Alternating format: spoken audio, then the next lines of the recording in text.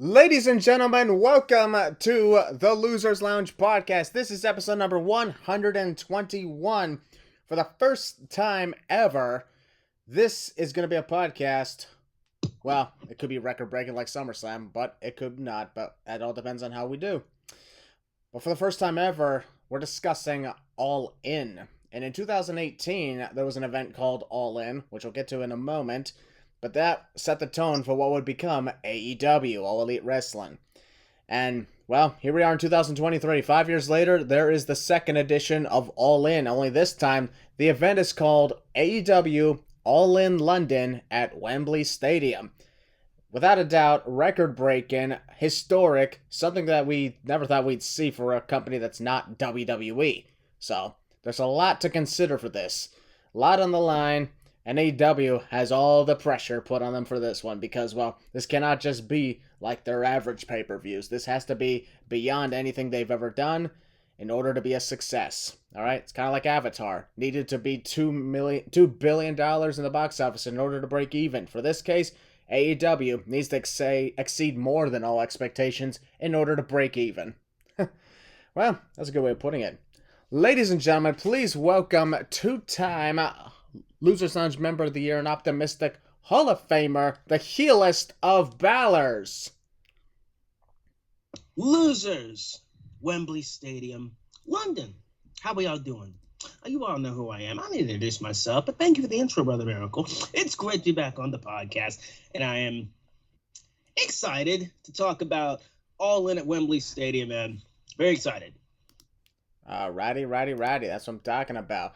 All right. Now, we're actually going to first off introduce a guest right here. I don't know if he has been on the podcast before, but if he has, well, I just probably don't remember it. But, ladies and gentlemen, please welcome Dustin. Hey, Losers Lounge, all in London. Going to be a great show. Very excited to be back on the podcast. And in fact, you have had me on the podcast this year. WrestleMania 39. Oh, yeah. How the hell did I forget that? That's on me. But yeah, I'm very excited to be back on the podcast. Thank you for having me. It's an R-Truth. Maracle. Yeah, that was an R-Truth my bad moment. Welcome aboard. All right. And now, ladies and gentlemen, this guy was part of WrestleMania. This guy was part of SummerSlam. Please welcome Austin. Hello, ladies and gentlemen. Glad to be back here on the podcast today, and cannot wait to see how All In goes. I gotta say, I'm so excited for this. This is the first time that we've had a multitude of guests, ladies and gentlemen, on the podcast for an AEW show. So, that's another record-breaking thing I guess you can put. Anyways, please welcome Optimistic Hall of Famer, Steep. Hey everyone, yeah, it's me again. Second time this year. Pleasure to be back with the greatest people on earth. To everyone listening, take a seat, get something to eat and drink, because you're in for one hell of a ride. Hell yeah, that's what indeed we are. And of course, I guess we can always say I saved the best for last. A guy who's been on the podcast several times. Please welcome the Optimistic Hall of Famer, K-Sean! What's up, everybody? Are y'all excited for All In? Because to be quite honest, I don't know if I am. And frankly, I didn't know if I was gonna be on this podcast, but someone, looking at you, Will, lost the key to open the door, and then when he went to look for it, he found it in a sock. Is that true? Yes. Remember when we couldn't leave after the SummerSlam podcast? He's like, Chris, you have the key? But usually, he's the one that has the key. And then he looked in his sock. It was in his sock. So you had the key in the sock the whole time, and you were on my ass about it. So, wow. I thought he I was going to use that Forbidden Door. But the Forbidden Door was already a couple months prior. So, what does it matter? Jesus, it's been 3 months since I was hanging out in Toronto. 2 months since I was hanging out in Toronto for Forbidden Door. My God. How does the time fly? I just got back from Virginia. I just got back from Virginia. How the hell? Okay, who has the time stone? I don't know. As far as I know, Thanos destroyed it in 2018 when he blipped everybody, but I'm just glad that we all survived the blip. Oh yeah, we did. I mean, I don't know if those who disappeared will ever come back, but I think we've moved on. It's been 5 years since it happened. I've moved on, honestly. Honestly, yeah. Yeah. There's no reason to think in 2 months everybody's going to come back. But anyway, we're all in. We are ready for this. Before we get started, first off, I want to say this is going to be the first time that any wrestling event has taken place at Wembley Stadium in London, England. The last time was in 1992 when WWF hosted SummerSlam, and that was without a doubt amazing. I rewatched the show actually recently, and it was pretty good. I absolutely enjoyed the whole deal with Macho Man Randy Savage, the Ultimate Warrior, and where Mr. Perfect's loyalties lied between them. And, of course, you cannot forget about the legendary clash for the Intercontinental title between Bret the Hitman Hart and the British Bulldog. Absolute classic. And, of course, there were times where people wondered, will WrestleMania ever be at Wembley Stadium? Will WWE, like in general, ever be at Wembley Stadium? A year ago, when we heard reports about an event of the United Kingdom, we kind of figured maybe they'll be at Wembley Stadium. But then, of course, they got Principality Stadium in Cardiff, Wales. Of course, the reason for that is, they were the highest bidder. And, when it comes to WWE, whoever pays the most money for them, that works. That's how it goes, folks. So I don't understand why Dave Meltzer thought that WWE didn't think they could sell out Wembley Stadium. I'm like, what? That's not what happened. But then again, who the hell wants to listen to Meltzer? Not me, I can tell you that much. I mean, of course, there are people. Shut up. Shut up, Willie. I don't listen to him. He's a freaking weirdo. Yeah. Well, the first time that there was an event called All In, it was in like 2000. Actually, first off, this all started in 2017, like going all the way back to when, you never thought that, any event outside, any company outside of WWE would never sell 10,000 tickets inside of an arena. So, Cody Rhodes, the Young Bucks, they took that bet. They ended up creating an event called All In. It was supposed to be a Ring of Honor event, then it turned into a self-funded event. And so, here's the thing, you'd learn more about that if you watch Cody Rhodes' documentary, which, by the way, right now is available right now, folks, on Peacock. So if you're in the United States, you have Peacock, you haven't seen Cody Rhodes becoming the American Nightmare, I highly recommend you check it out because it's really good. When it comes to the likes of All In, back in 2018, it was a massive deal because, this was the first time that an independent wrestling show was going to be in a 10,000 seat arena. Or in this case, it was 11,000 seats. It was at the Sears Center, which is now known as the Now Arena, and well, I've been there in 2021 for All Out, and that was without a doubt one of the worst arenas I've ever been at. It was horrible. The seats were too scrunched together. There was like no signal, so I felt bad for anybody who wanted to call an Uber because I heard they got stranded. And they couldn't do it because, they had no signal on their phone, so that place was a shithole. Lucky for me, I had my own car, so I'm like, I just got the hell out of there. I'm like, bye!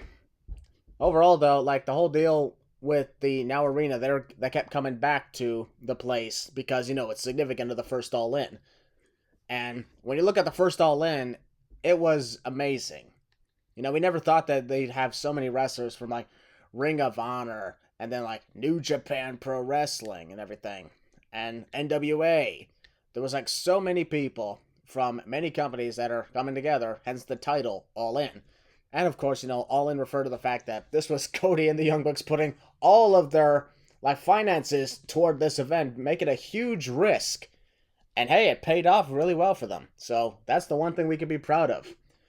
When you look back at the first All In event, back in 2018, I watched it, and I was amazed. I was amazed, and it was so good.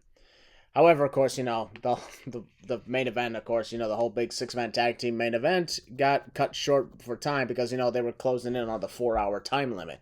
And we're like, uh-oh. That's why you got to be careful. You put too many matches on there, and, it suffered from companies like Ring of Honor and New Japan having a problem of having too many matches, or in this case, WrestleMania from 2016 to 2019. We all remember that. So what I'm going to do, actually, before we get started about All in London, is I'm going to go to each one of y'all, and I'm going to ask your thoughts on what was going through your mind when you first heard of a show called All In back. We're going to travel back 5 years. Matter of fact, in 2018, this was when the Losers Lounge podcast had its beginnings. Literally, it happened in 2018. Willie, I'll actually start with you. Like in 2018, there was the show. There was the show called All In. It wasn't a company's event. It was just a self-funded, independent event, and it was gonna be. And tickets sold out in like 30 minutes, despite only announcing one match for the show. What was your thoughts when you heard of this show called All In back in 2018? So I first heard about the show because of Reister Ryan, and no joke. So this is going to center all around my fellow loser, Double R Reister Ryan, because I watched the show with him. Now, when I first heard about it, I was like, okay, something interesting. All right. And most of the wrestlers that I haven't really heard of. So I was interested going into the show. I remember the first time seeing MJ, first time seeing a few people out there, Joey Janela, people like that. So I was very intrigued going into the show. And coming out of it, I was very happy and very pleased with what we had on that night. Like Chris Jericho showed up, Rey Mysterio showed up. We had Britt Baker come out to Adam Cole's ROH theme, classic by the way. And the whole entire show was very fun. I remember just really enjoying it. Cody Rhodes getting this big moment, winning the NWA World Title from Nick Aldis was a very cool moment and all that.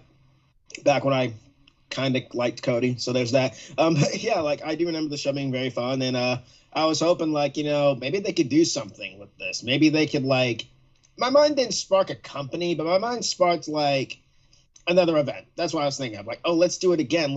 Can we have another one the year after? So little did I know, would it not be, an event? It would be literally a new company. So I liked it overall. Yep. Let's see. Steep, what about you? When you first heard of this show called All In 2018, what went through your mind?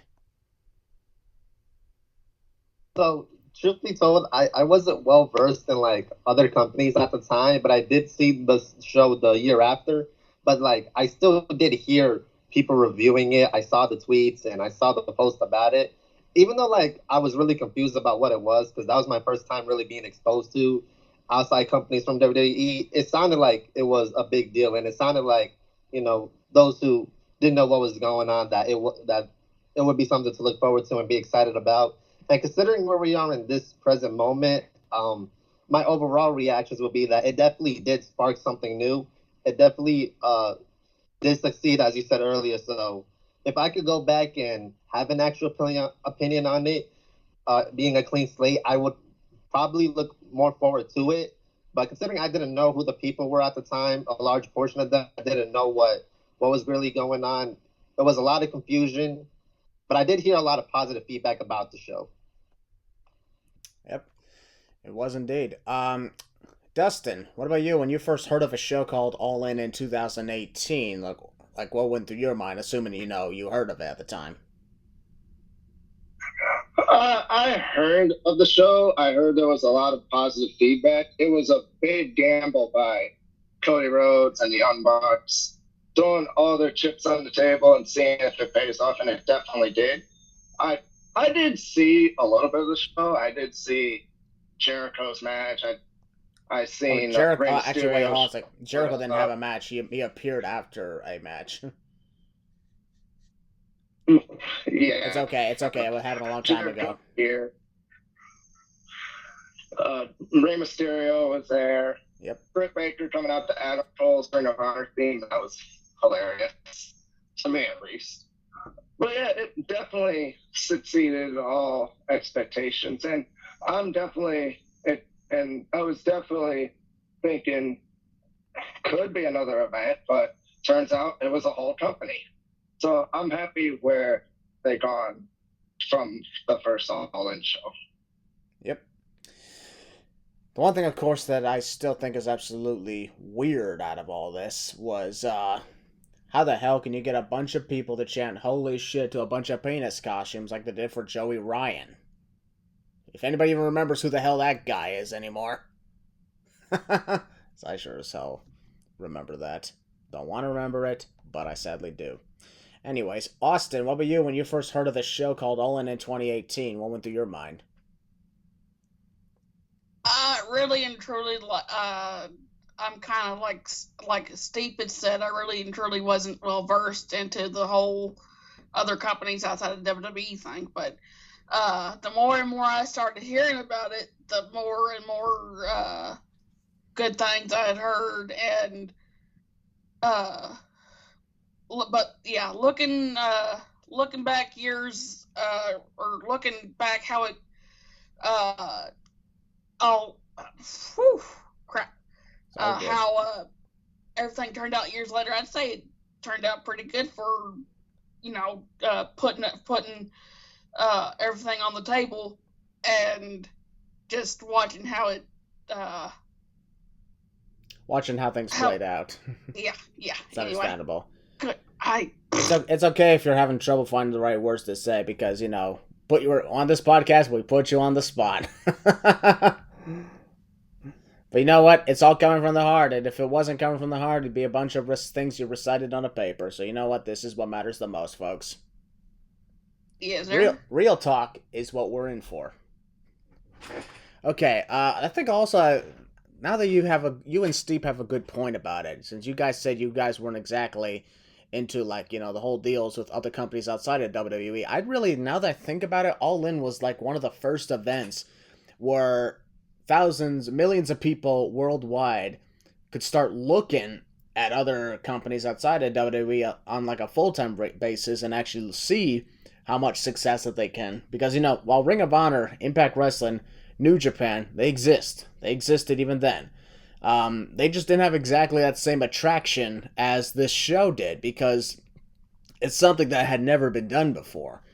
And when you put all these guys in to that one show, that was the one moment where a lot of gears started turning for not just wrestlers, but other fans, to start looking at alternatives to WWE. And that's why AEW exists. It's like an alternative. You want to call it the competition all you want. Call it that if you want to. But I'm like, I don't look at it as competition. I just look at it as like, it's another building that got built in the universe. It's like another planet that got built in the universe of pro wrestling. WWE is the biggest one. It's the biggest castle in the kingdom. It's always going to be. But now there's like a new castle that was built. And, there's like brand new attractions. There's brand new things to look at. And that's why All In really set the tone for AEW to really exist. And this was the chance for, more eyes to be on the wrestling product. In the ways that in some ways it has been in the past with WCW, but just with a more present day modern feel to it, that sort of thing. Finally, though, Sean, what was your thoughts in 2018 when you heard of this show called All In? Honestly, I wasn't even paying attention to the All In hype, because for months. Literally months leading into All In, I had my mind elsewhere, because earlier in that same year, the Philadelphia Eagles beat the quote GOAT Tom Brady in the Super Bowl, and I was still coming down from that. And then I get a text from my brother. He's like, "Yo, did you hear about this new show that's supposed to be coming on pay-per-view?" And I'm like, "What new show?" He's like, "There's this show called All In. It's gonna have Cody Rhodes, the Elite, and other people from New Japan there." And I'm like, when the hell did you hear about this? And he's like, "Yo, bro, it's been announced for months, man. Where have you been?" I'm like, "Wait, what?" And then I looked more into it, and then I was like, "Okay, you know what? I'm actually gonna watch this." And it was a pretty damn good show. And we all know what came after that: All Elite Wrestling. So long story short, at first I didn't even understand All In, but then when I watched it, I was like, how the hell did I miss this hype? But all in all, it was a pretty good show, and I'm glad I got a chance to watch it. Indeed. As we all know, All In set the tone for what AEW would become. And as time went on, they returned to the Sears Center, which then became the Now Arena, for their spiritual sequel known as All Out. And I kind of figured, they would have done All Out because maybe at the time they didn't. AEW did not acquire the rights to Ring of Honor or the name All In, so they just had a show called All Out at the same venue. But ever since they acquired Ring of Honor, they acquired the rights to the All In event. So there's that to think about. But I didn't really think that we would ever see another All In event because I'm like, you know what? It's cool if we never do because that is a show that set the tone for what AEW would become. Up until this past April, literally after WrestleMania 39 took place, I was on my way back home from Los Angeles. I dropped off my bro Long Night Josh, and I was like at the airport because I was so delayed, and I was looking online, and that's when I saw it. I'm like, AEW just announced All In. I'm like, All In? It's like, they're not doing All Out anymore? And so at first, they did not announce about All Out, but I saw there's a show called All In. It's going to be on August 27, 2023, which at the time of recording is in 3 days, but at the time of release is in 2 days, this Sunday. And when I saw that, I was like, oh, wow, they're having an All In event. I'm assuming they're just going back to the same venue. And then I saw, no, it's in the United Kingdom. I was like, oh, so their first All In event, their first event in the United Kingdom is in London. Oh, it's called All In. So where are they going to be at? Looked at it. Wembley Stadium. I'm like, oh my God. When I first heard that they're doing Wembley Stadium, I said to myself, are they really taking this big gamble? Because this is a major deal beyond anything you could really think of for any company outside of the WWE. Have they been in a stadium before? Yes, they did. That was at the whole deal with Arthur Ashe Stadium for Grand Slam. The only difference is, that's a tennis stadium. So it's not like as if that's a football stadium or anything like that. This is different. Wembley Stadium is one of the most historic venues in the world. It's like, how would you call it? Like, it's not, would you really call it like the Madison Square Garden or something of London? I don't know. Regardless, Wembley Stadium has been, it's not exactly, it's the same site as where the first Wembley Stadium was at, which was later demolished and replaced with this new one. So in essence, this is the second time that a wrestling event is going to be at Wembley Stadium, but the first time that it's going to be at the newly renovated one. Technically the place where SummerSlam took place, or where Live Aid took place in 1985, which, by the way, I love that show. I love Queen. You know me, guys. I'm a Queen guy. The deal, of course, when I've heard about All In taking place at Wembley Stadium, yeah, it wasn't, oh my God, I'm super excited. My first question was, are they sure they want to do this? Because, I won't lie, and I'm not trying to say I'm a tribalist fan, because I'm not a guy who likes to be a tribalist fan for any company. I was like, are they sure they can do this? Because this is a massive gamble and a massive risk. Because AEW could either make or break. Thank God I can look at this podcast right now. They made it. And they broke it. And by break, they break records. They sold over 81,000 tickets. And even though WrestleMania 32 said that they hosted over 101,000, the actual Dallas police had stated that the real paid attendance was 80,700 or something like that. And now, that's been broken by AEW. And now people are trying to bring up Collision in Korea from 1995 as, as like the whole deal with it. But I'm like, that, we don't want to talk about that. That was, rewatch Dark Side of the Ring and you'll understand why that really doesn't count for us. But this is not just the highest attendance for AEW, but the highest paid attendance for any company in pro wrestling history. So this is indeed history in the making. The first All In was known as the show, the one independent event that sold over 10,000 tickets for one show in an arena after people said that could not happen. That for anyone that's not WWE. All In broke that.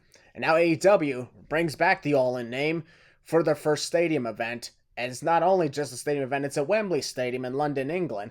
And they broke the all-time attendance record for any pro wrestling event. This is historic. This is absolutely massive. Whether you're a fan of AEW, whether you're a fan of WWE, whether you're a fan of both, no matter what you're interested in, if you're a Tribalist fan, there's just first off, if you're a Tribalist fan, do not ever talk to me, because like I don't approve Tribalist fans of WWE. I don't approve of Tribalist fans from AEW. So please do not get in my way about that. What I'm trying to tell you guys though is that whether you're a fan of AEW or not, there is absolutely no denying that they're a huge deal here. The real question that remains, though, is the execution of the event, because I won't lie, a lot of the build-up has been shit, and we'll get into that a little later. But before we get started, this is me telling you guys that I'm absolutely excited to watch this, because I never thought I'd see this. I can tell you that firsthand. And I'm not somebody who wants to hope that AEW overtakes WWE or WWE overtakes AEW. That's not who I am. I want to sit down. I want to enjoy the show. Like the time I did in Detroit. I was at SummerSlam in Detroit, Michigan at the Ford Field. And I was amongst 51,000 people. And the place was ecstatic. It was amazing. Everybody's having a good time. WrestleMania 40, in one day, across 2 nights, sold over 91,000 tickets. That's absolutely insane. It's the largest gate they've ever done. So in this case, I'm like, okay, 91,000 people, and now 80,000 people. To me, that just means there's 170,000 people in the world over the next 8 months. They're in for the time of their lives, and we're all in for it. All in. So that's just my overall thoughts of the whole deal with All In being at Wembley Stadium. And I'm going to also talk to each member who's here right now on the podcast. But at the same time, I bet everybody's amazed because Balor just wrote down in our chat by saying, "Preach, bro." So that's my stat on that. And Willie, first off, thanks for the preach, bro. But what did you think of what I just said? What else is there to be said, dude? What else is really be said? I mean, stop texting me, Beast. Anyways, shout out to Beast 9000. He's texting me right now.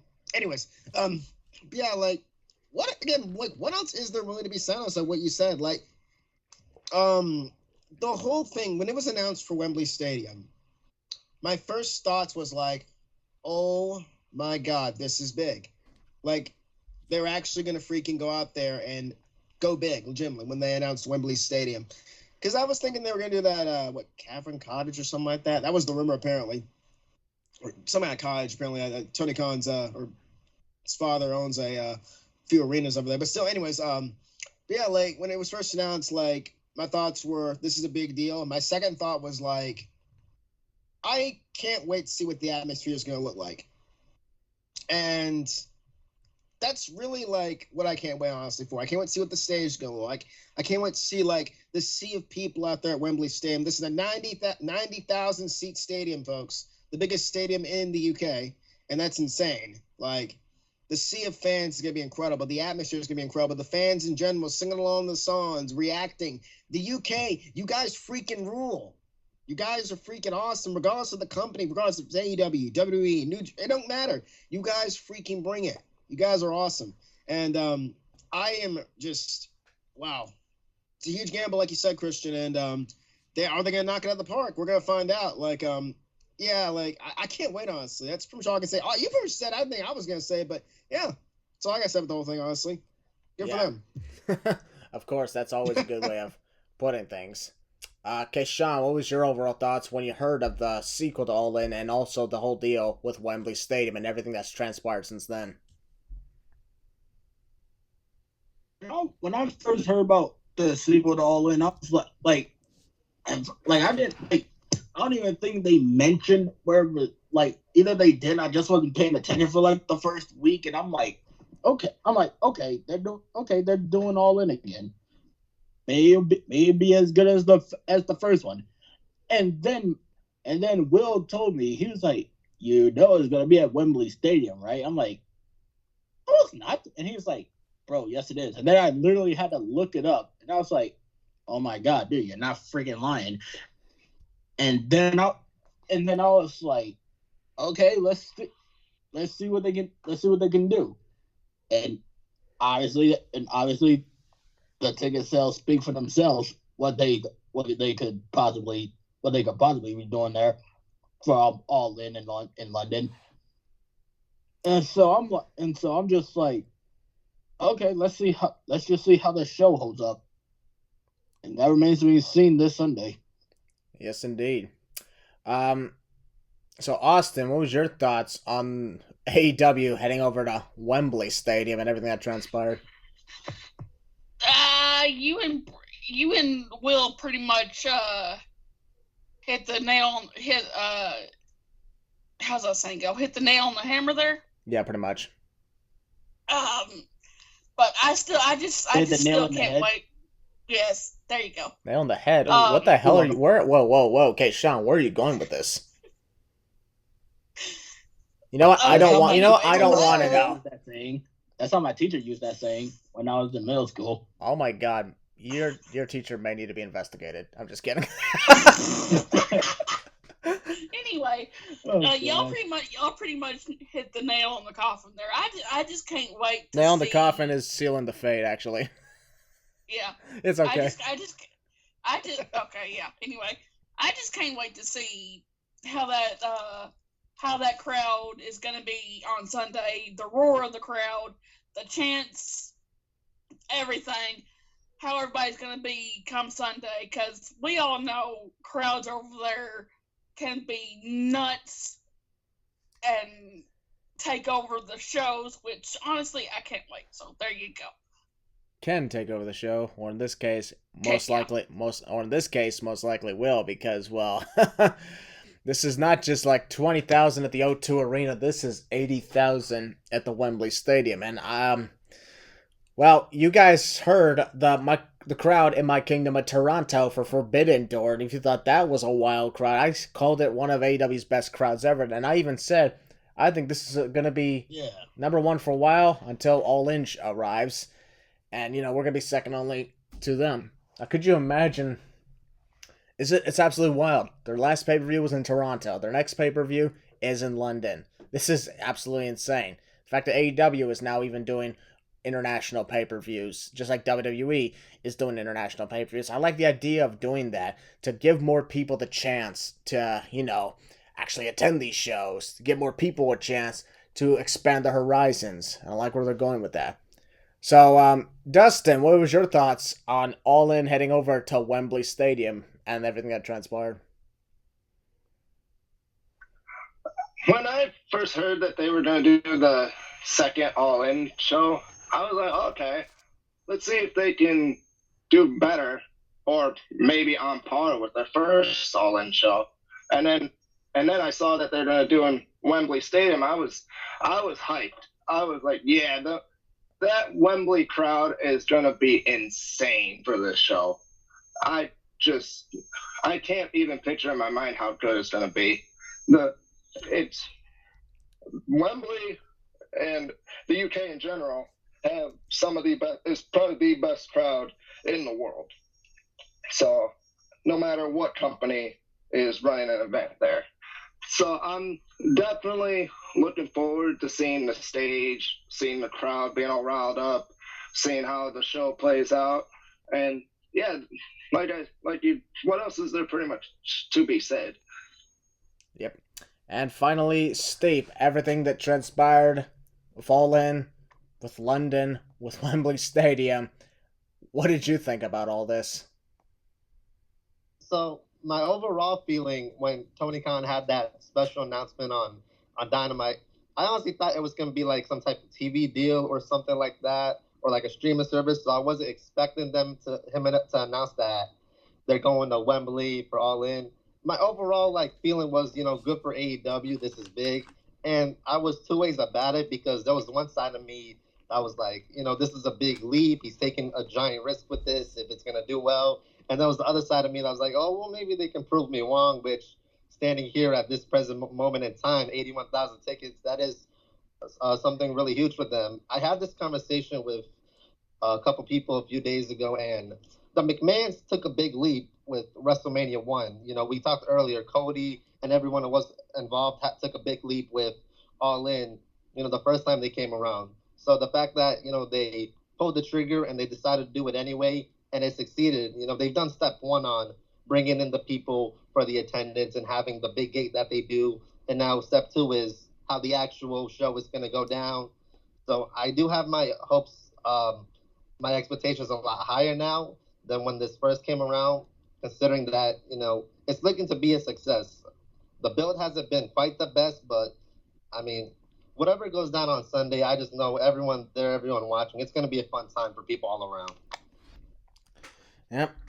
This is where we're at, folks. The whole deal is, honestly, it's absolutely insane. I didn't really think that we'd have another All-In event. I didn't really think that AEW would take the risk and go to Wembley Stadium. But they have succeeded in breaking records. They've succeeded in, having promise, at least, for a fantastic show based off the match card that we're about to go through. There are 2 pre-show matches, and considering the fact that one of them has something to do with the main event, I guess we'll go through them as well. So, without further ado, I'm pretty sure you guys are ready to talk the match card. Yeah, sir. Excellent. Hell yeah. Oh, yeah. Hell yeah, boys. Yep. And, of course, there's another thing, folks. Despite the whole deal with All In, they're still in All Out 7 days later. Except it's not going to be at Now Arena. It's going to be at United Center in Chicago.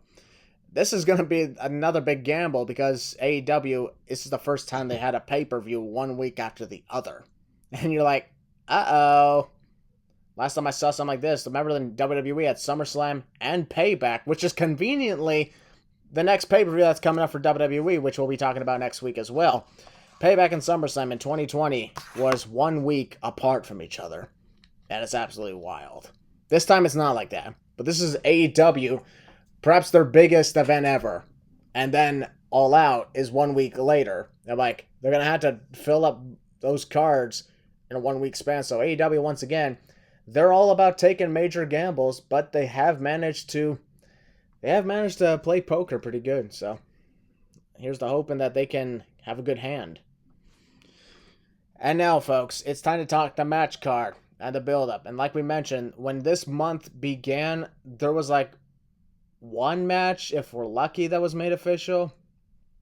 And that was part of a massive, for the longest time, it caused ticket sales to slow down because people were like, okay, what are we supposed to be excited for here? What are we doing? So, at least now we have a match card. We have a full match card here. And we're going to start things out by talking the pre-show. Because there's 2 pre-show matches. The first of them is the FTW Championship. And yeah, at that point, I'm like, wait, that title still exists. It's still unsanctioned, apparently.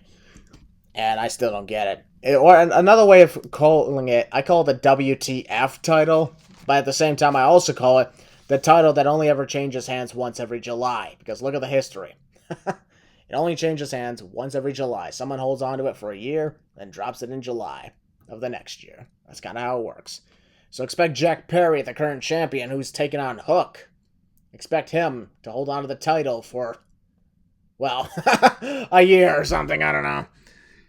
And Forbidden Door in Toronto. Jack Perry tried to take the IWGP Heavyweight Championship and failed. But then after the match, he attacked Hook and Tornillo and got rid of the Jungle Boy name. Now he's Hollywood Jack Perry, apparently. Or something like that, I don't know. Regardless, he ain't Jungle Boy. Which is kind of a good thing because, I'll be honest, he's a fantastic athlete. One of AEW's best. But can you really take a main event name like Jungle Boy seriously? I'd start thinking of Mowgli from the Jungle Book. Or Tarzan. No disrespect. That's a good gimmick.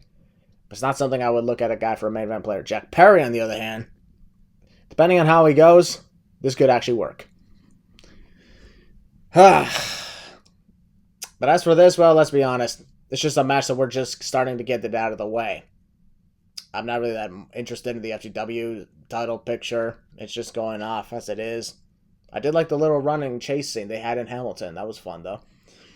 But for now, I was going to be like, okay, Jack Perry's just freshly the champion, and these guys hold on to the belt for a year, so I think we know who's going for this. Jack Perry is going to retain the FTW title. Austin, what's your thoughts and your prediction?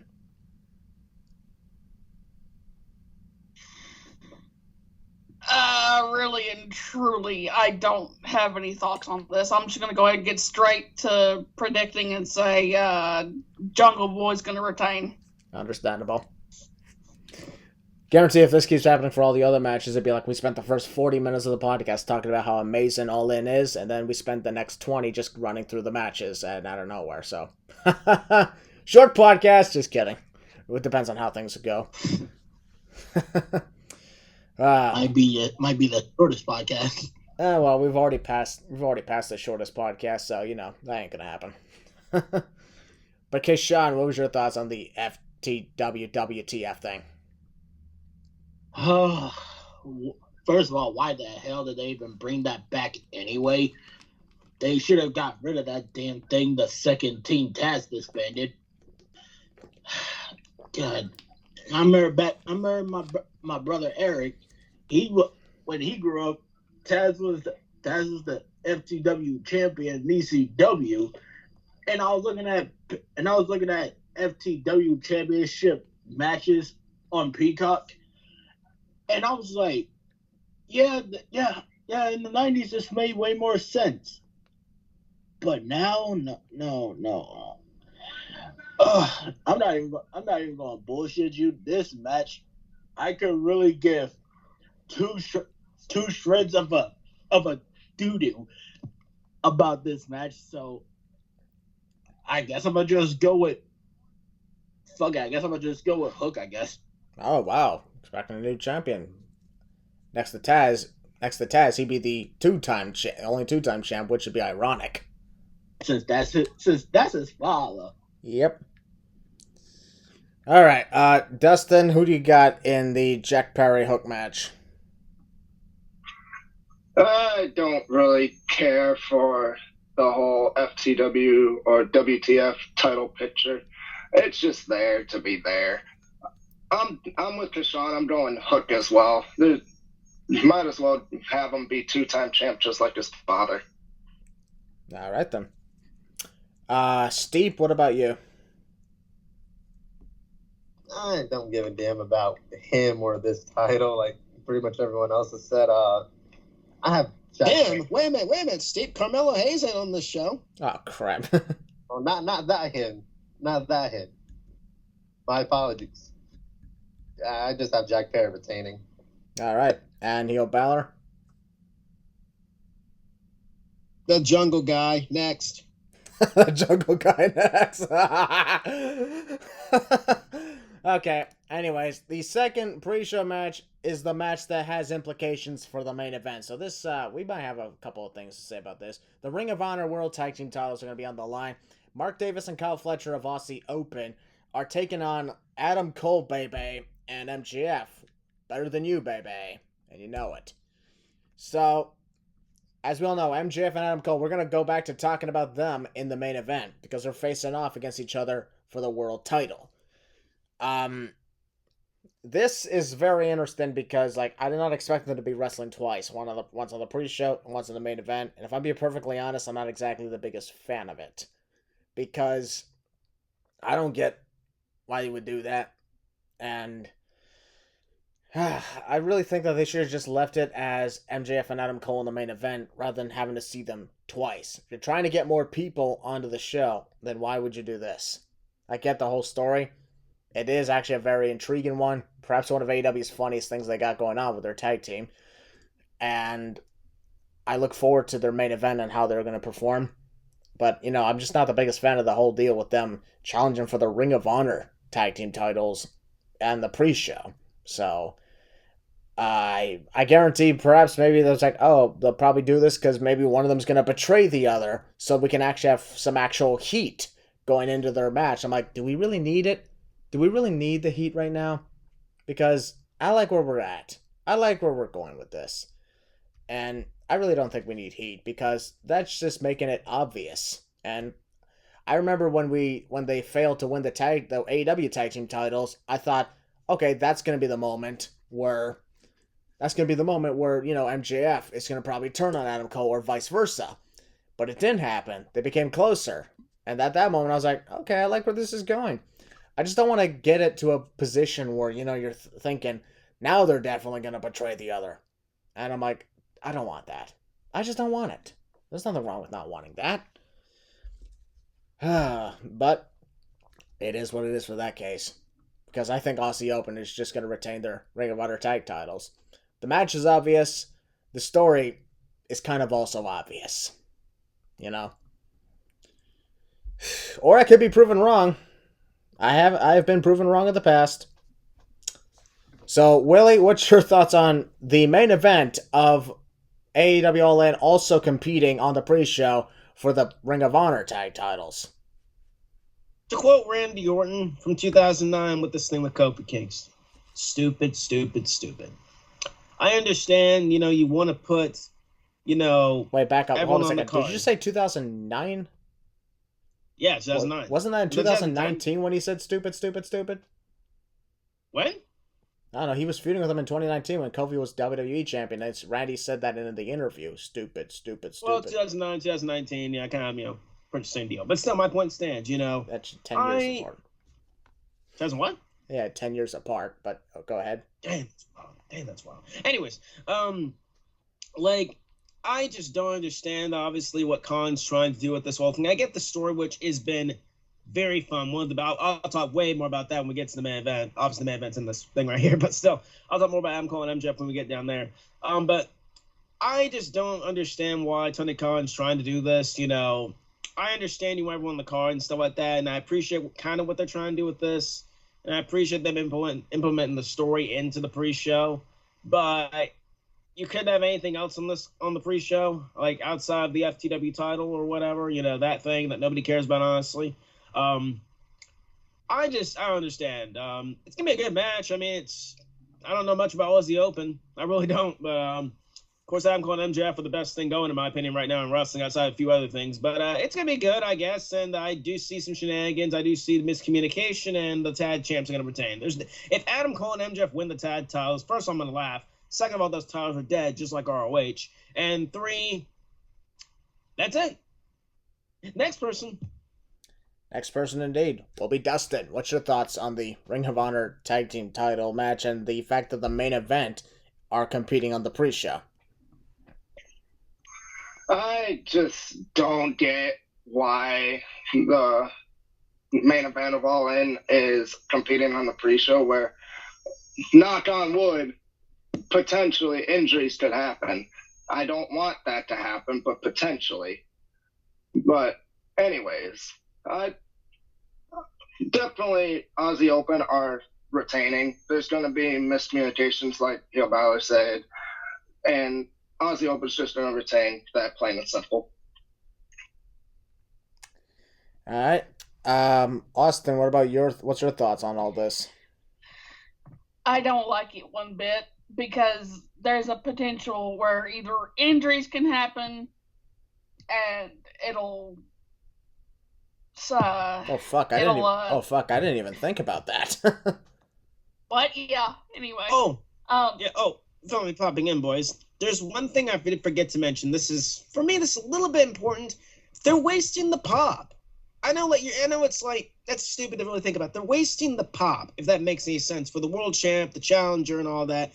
I don't like that. That's the one thing I forgot to mention. I don't like that they're wasting the pop for MJF and Adam Cole. I think they should just save that for the main. You're really going to have the Adam Cole Bay chant be on the freaking pre-show. Like, I hate that. Like, outside of what I just mentioned, the main thing is the pop for me. But go ahead, Austin, keep going. Just want to pop in and say that. Well, yeah, that I can see your point there, Will. Really and truly, I'm going to say it. We all know Aussie Open's going to retain, and we all know how that's going to go down. So, yeah, Aussie Open's retaining. Yep. You did bring up a good point. I did not once think about the potential of an injury happening. I'm like, oh my god, that's taking a massive risk. Right now, they're all good to go, but imagine if just during the match something happens, like MJF, let's say, fucks up his shoulder, or Adam Cole fucks up his leg, and then we're like, oh fuck, what do we do now? especially if it's really serious. Because I'm like, you don't want to take that type of a risk here. It's like a very dangerous thing. It's your biggest show. What would happen to the main event then? Or if you still do it, it would just be absolute shit. And we don't want that. So, Steve, what is your thoughts on the main event of All In competing on the pre-show for the Ring of Honor tag titles?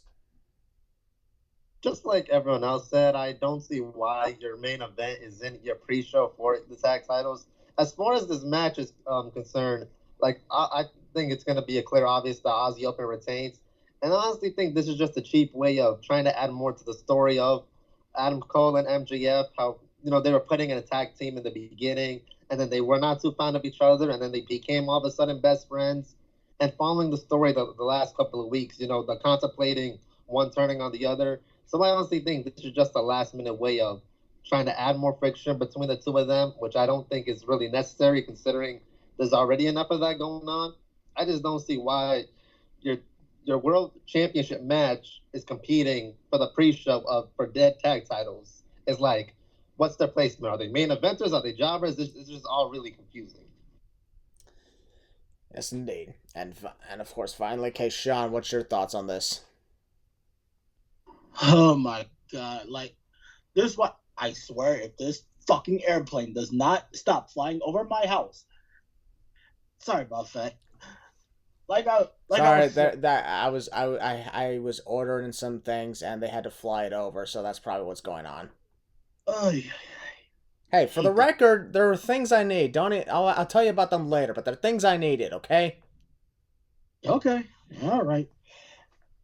Anyway, it's like what these guys said. I was thinking this like the very second that this match on the pre-show 0 hour, whatever people want to call it, got announced. I'm like, do y'all have a backup plan if something goes wrong? That's the worst part. If one of them gets injured, there's a chance that they don't have a friggin' backup plan. You know what I mean? And I'm like, and this whole, I'm gonna say what I have to say about Adam Cole for the main event. I'm gonna just save it for that. As for this match, screw it. Just have Aussie Open keep him. Ring of Honor is dead anyway. Yeah, pretty much. It's been dead for like 5 years now. Yeah, pretty much. Yeah, that can happen. All right, ready to get out of the pre-show and start talking the main show? Yeah. Alrighty, because we have 9 matches to discuss here. We're going to start off with the non-title matches. And the first match we're going to kick things off with is the return of the Stadium Stampede. Oh, I won't lie. That didn't even cross my mind of a possibility because, the last times they did Stadium Stampede, the stadiums were empty. In this case, it's not empty. But then I thought to myself, well, I mean, that sounds fun on paper, but when you think about it, it's not an empty stadium, which means there's not endless things that could happen. There's 80,000 people, or in this case, 80,000 screaming people. So the Stadium Stampede is just a large version of the Anarchy in the Arena match that we've already seen. So are we just doing another remake here? Because how many times are we going to have the Blackpool Combat Club team with a couple other guys to take on whoever the fuck is next in line for these matches? That's just where I'm at. And especially with the whole deal with the fact that Bryan Danielson, would have been nice to see him compete at All In, but he's suffered an injured arm against Kazuchika Okada at Forbidden Door, so thus he's not going to be there. Injuries happen, which is unfortunate, but at the same time, I'm like, the Stadium Stampede match probably only exists just so you can get as many people on the card as you can. And that's one of the things that is, honestly, in my opinion, just so irritating about AEW's pay-per-views is, during the build-up, they have like almost no matches scheduled for the show. And then when the show gets closer and closer to airtime, they put up so many 6-man, 8-man, 10-man tag matches so that you can get as many people on there. Throw these random people in there as if it's a Survivor Series or something like that. And it can get so irritating because I'm like, I'm not saying I want endless singles matches, but I'm like, this feels like it exists just so it can exist. The member who's competing at the Stadium Stampede this time, 3 members of the Blackpool Combat Club: Jon Moxley, Wheeler Yuta, Claudio Castagnoli, and they're teaming with returning Santana and Ortiz. And their opponents are Eddie Kingston, the International Champion Orange Cassidy, Chuck Taylor and Trent Beretta, the Best Friends, and originally the Lucha Brothers, but Rey Fenix has been injured, so he's been taken out. So Penta El Zero Miedo is competing alone. So it's 5-on-5. It was originally supposed to be 6-on-6. So Blackpool Combat Club would have had Santana and Ortiz and one more, but that's not the case anymore. But I like the idea of bringing back the Stadium Stampede, but it just doesn't feel the same because the Stadium Stampede felt like original when it was first created in the pandemic. You know, you had an empty football field in Jacksonville, Florida, at the TIAA Bank Field. And that was without a doubt one of the most creative matches I had ever seen. The fact that you have 2 teams of 5 in a Falls Count Anywhere match competing against each other where there's endless things to their advantage. Empty stadium, untouched field, which means you could do anything and everything. And in that match, they did everything and everything. I still look back on it, and I was like, that was without a doubt one of the most creative things they've done.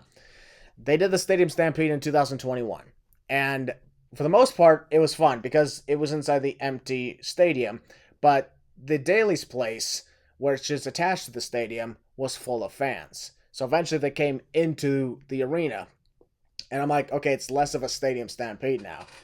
And then in 2022, they replaced Stadium Stampede with Anarchy in the Arena, which at the time, I honestly like the idea of it because, you know, it's the same thing, except, it can only end in the ring. Stadium Stampede felt like a huge deal. And for this case, it doesn't feel like a huge deal because now there's not a lot of places to really kick someone's ass. There's like, sure, there's a lot of hallways and shit, and there's 80,000 fans screaming with you and enjoying and having a good time. That sounds good, but it still feels just like it's just a bigger version of Anarchy in the arena. It doesn't feel like a Stadium Stampede because, well, the opportunities are limited now. Back then it was limitless, like Keith Lee, but in this case it isn't. So it's just irritating when you see like all these great names, but they're set up in tag teams just for this one occasion, just so they can get as many people on the pay-per-view as possible. And that, in my opinion, is absolute laziness. And that's the one thing I still have a gripe with AEW, is they put all these multi-man tag matches just to get as many names as they can, and that's just fucking lazy. That's just where I stand on it. But overall, I don't know. I'm going to say Team Kingston, I guess, is going to win the Stadium Stampede. But I don't know. I could be proven wrong, and I swear I hope I'm proven wrong. But I'm just not feeling it when it comes to Stadium Stampede in a full stadium. Because what the hell is there to do creatively? What the hell is there to do? That's just where I'm at. So Kishan, I'll actually start with you. Your thoughts on Stadium Stampede? Yeah, and you pretty much said what I was gonna say. Like, I've been doing that quite a lot now that I think about it. Maybe I should, for the next few matches, I should let you guys go first. I'll just announce the match. I'll just shut my mouth after that, and I'll start with one of you. Yeah, it's pretty much what you said. Like, how are they gonna do Stadium Stampede in a non-empty stadium? Like how is this gonna work? Like, if they just get, like, is the whole match is gonna be backstage? That wouldn't what exactly be. What can they do for a Stadium Stampede in a full stadium? Yeah, it wouldn't exactly work that way, and this is why I've said, one of the biggest things that had Stadium Stampede feel so creative was the place was empty, which meant there were limitless opportunities to do something. you could go all the way into the crowd and not worry about hurting anyone because there's no one there. Now this time, because it's a full stadium, it's like you can go into the crowd and you can like climb up to go to get to the backstage, but you're not gonna have that much room to do some crazy spots because there's people there. Yeah. You still got to be mindful that you don't want to hurt anybody. Like they could have, honestly, they could have just taped this. If you really think about it, they could have just taped it. They could have went to London for a little bit, taped the match, and then come back and then sent All In out while the arena was empty. They could have taped it while the arena was empty.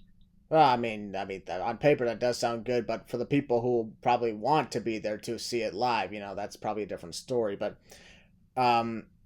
perhaps maybe they're just not. This is like I said. It just feels like a bigger version of Anarchy in the Arena rather than Stadium Stampede. And I never looked at those two matches as the same thing. Catch my drift? Yeah. Yep. But overall, who do you think's gonna win this one? As much as I love Eddie Kingston, he's one of my favorites in AEW. Fuck, I'm gonna have to go with Blackpool Combat Club. I swear to God, this fucking airplane. Is it going in circles, literally? This is like the 5th airplane in 10 minutes. Alrighty. How much stuff did you order? Look, I'll get back to that on another time at about $40,000 worth of stuff. Oh my God. But like I was saying, even though I love Eddie Kingston, I gotta go with the Blackpool Combat Club. All right. Steve, what is your thoughts on Stadium Stampede? I'm just getting my prediction out the way first before I give my thoughts on this. I'm as well going for Team Kingston, and as far as Stadium Stampede at Wembley, pretty much like everyone else said, I don't really think this is gonna be like Stadium Stampede, however it was the first time around. Considering you're gonna be in an arena with 80,000 plus, and that's a lot of people to look out for, and how you're really gonna have the freedom and the space to do what you did the first time around. I mean, like Sean said, unless you're doing it backstage when you don't really have to worry about hurting the audience, the crowd like that. But at the same time, it's just going to be a backstage brawl. And I mean, I was excited when this first was announced. Like a big stadium, like an actual Stadium Stampede. There's going to be a lot of people there. It seems fun. And now looking back on it, I don't really think they're going to have the capability to do much as possible. I mean, maybe you'll get brawls in the crowd here and there. They might do stuff in the ring, on the stage, go backstage. I don't know, maybe go out of the stadium if you really want to have the freedom to do so. But like you said, I really think it's just going to be anarchy in the arena. It just seems like this is going to be just one big street fight. Yeah, and of course with the rules of Stadium Stampede, it's 5-on-5 and it's false count anywhere. So there's a shit ton of referees now. So there's a lot to take in on that. Austin, what's your thoughts on Stadium Stampede? Y'all are pretty much saying everything I want to say, so I'm going to go ahead and get my prediction out of the way. I'm going to say Blackpool Combat Club. Yep, understandable. Dustin, what's your thoughts on Stadium Stampede? Like you guys say, there's really not much freedom to do whatever the hell you want, and when there's a full crowd, and yeah, they're pretty much kind of taking a little bit of a gamble. But my prediction is I'm actually going to go with Eddie Kingston's team to win. I think they could use the rub. All right. And heel Balor, what's your thoughts on Stadium Stampede? I mean, the boys pretty much said all that needs to be said about this whole thing. The only thing I really care about, honestly, is if someone climbs to the very top of that freaking that big like scaffolding over the top of the stadium, wherever they call that thing, and jumps off of it. Unless I see that, and that would be legitimately insane, and someone would die. Don't do that, actually. It's just there, honestly. Like, I don't think there's gonna be that much to be done with it being a big crowd. You'll be pretty much squeezed in, but I think they'll find a way to make it work. But I think this is just going on there for the sake of like, hey, let's just throw another match on there, if that makes any sense. But I'm still looking forward to it, but I don't know. There are a few little things that should be interesting with this match. And yes, I do see an appearance from Bryan Danielson on this show. And probably in this match, he probably won't do anything, but I do see an appearance from Bryan Danielson. There's my other prediction. But my prediction for the match, team, honestly, I don't care, honestly. I guess Blackpool Combat Club, I guess. I don't know. I'm just throwing out there, Blackpool Combat Club. Yep, all right. Speaking of multi-man matches, we have a 6-man tag team match to talk about next, and this one is Konosuke Takeshita teaming with Juice Robinson and Jay White, Bullet Club Gold, taking on the Golden Elite. Nice little callback to the first All-In, where the Golden Elite was in the main event. Only this time it's not Kota Ibushi and the Young Bucks, it's Kota Ibushi, Hangman Adam Page, and Kenny Omega. So there's that difference. And this match did spark a little bit of controversy among the fans because, for one thing, they felt like, it's one of your biggest events. You'd want someone like Kenny Omega in a singles match or something like that, instead of just being put in a 6-man tag match. But I thought more about it as time went on. I'm like, you know what? I can see why they want to do this, but I agree with the whole deal of I'm just sick and tired of constantly seeing so many 6-man, 8-man, 10-man tag matches on the pay-per-views. It's just so irritating because, if there's so many of it, it's just not that good. But I'm going to stop there for now. I'm going to let other people talk for a moment. Unless I somehow literally just said everything that they would in like 20 seconds. Here's the hoping I don't think you did. Here's the hoping that ain't true. So, Willie, I'll start with you. What's your thoughts on the 6-man tag match? I mean, it's great to see my guy Kota Ibushi and Hangman Page teaming together, and then Kenny Omega's there too. But it's great to see two of my favorites, teaming together. And I don't really care about Bullet Club Gold at all. I really don't. The Bullet Club basically is dead to me. It hasn't been relevant since, like, in my opinion, AJ Styles and the Kenny Omega days. But that's neither here nor there. I won't go into the New Japan shtick. But I think it's gonna be a fun match. And do I wish Kenny Omega was doing a singles match? I mean, sure, but he's doing this, so there's that. It's gonna be good. It's gonna be a great match, and I do have the what do you call them? The Golden Elites or the what do we call them? Like Golden Lover and Friends. The Golden Lover Cowboys, I guess. I don't freaking know. Golden Lovers and Friends. Yeah, Golden Lovers and Friends. I'm gonna go Golden Lovers and Friends. I'm gonna let Kashawn go next. I don't know what I'm talking about. Yeah, the Golden Lovers and Friends are gonna win. Go ahead, Kashawn. God, like what? Like honestly, why is this match even happening? I get why, but seriously, they could have done like Takeshita versus Omega, or they could have done Ospreay versus Omega 3. But don't worry, we're gonna get the Ospreay later.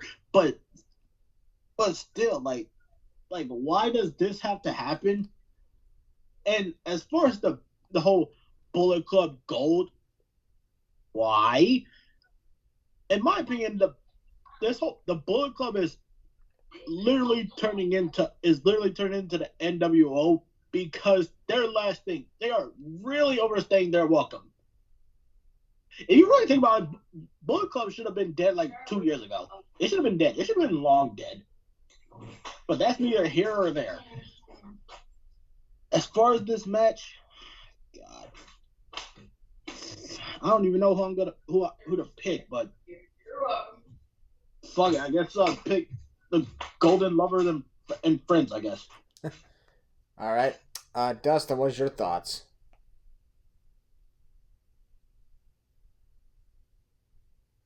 Yeah, I don't really care for Bullet Club Gold. Like, just like Kashawn said, it should have been dead a long time ago.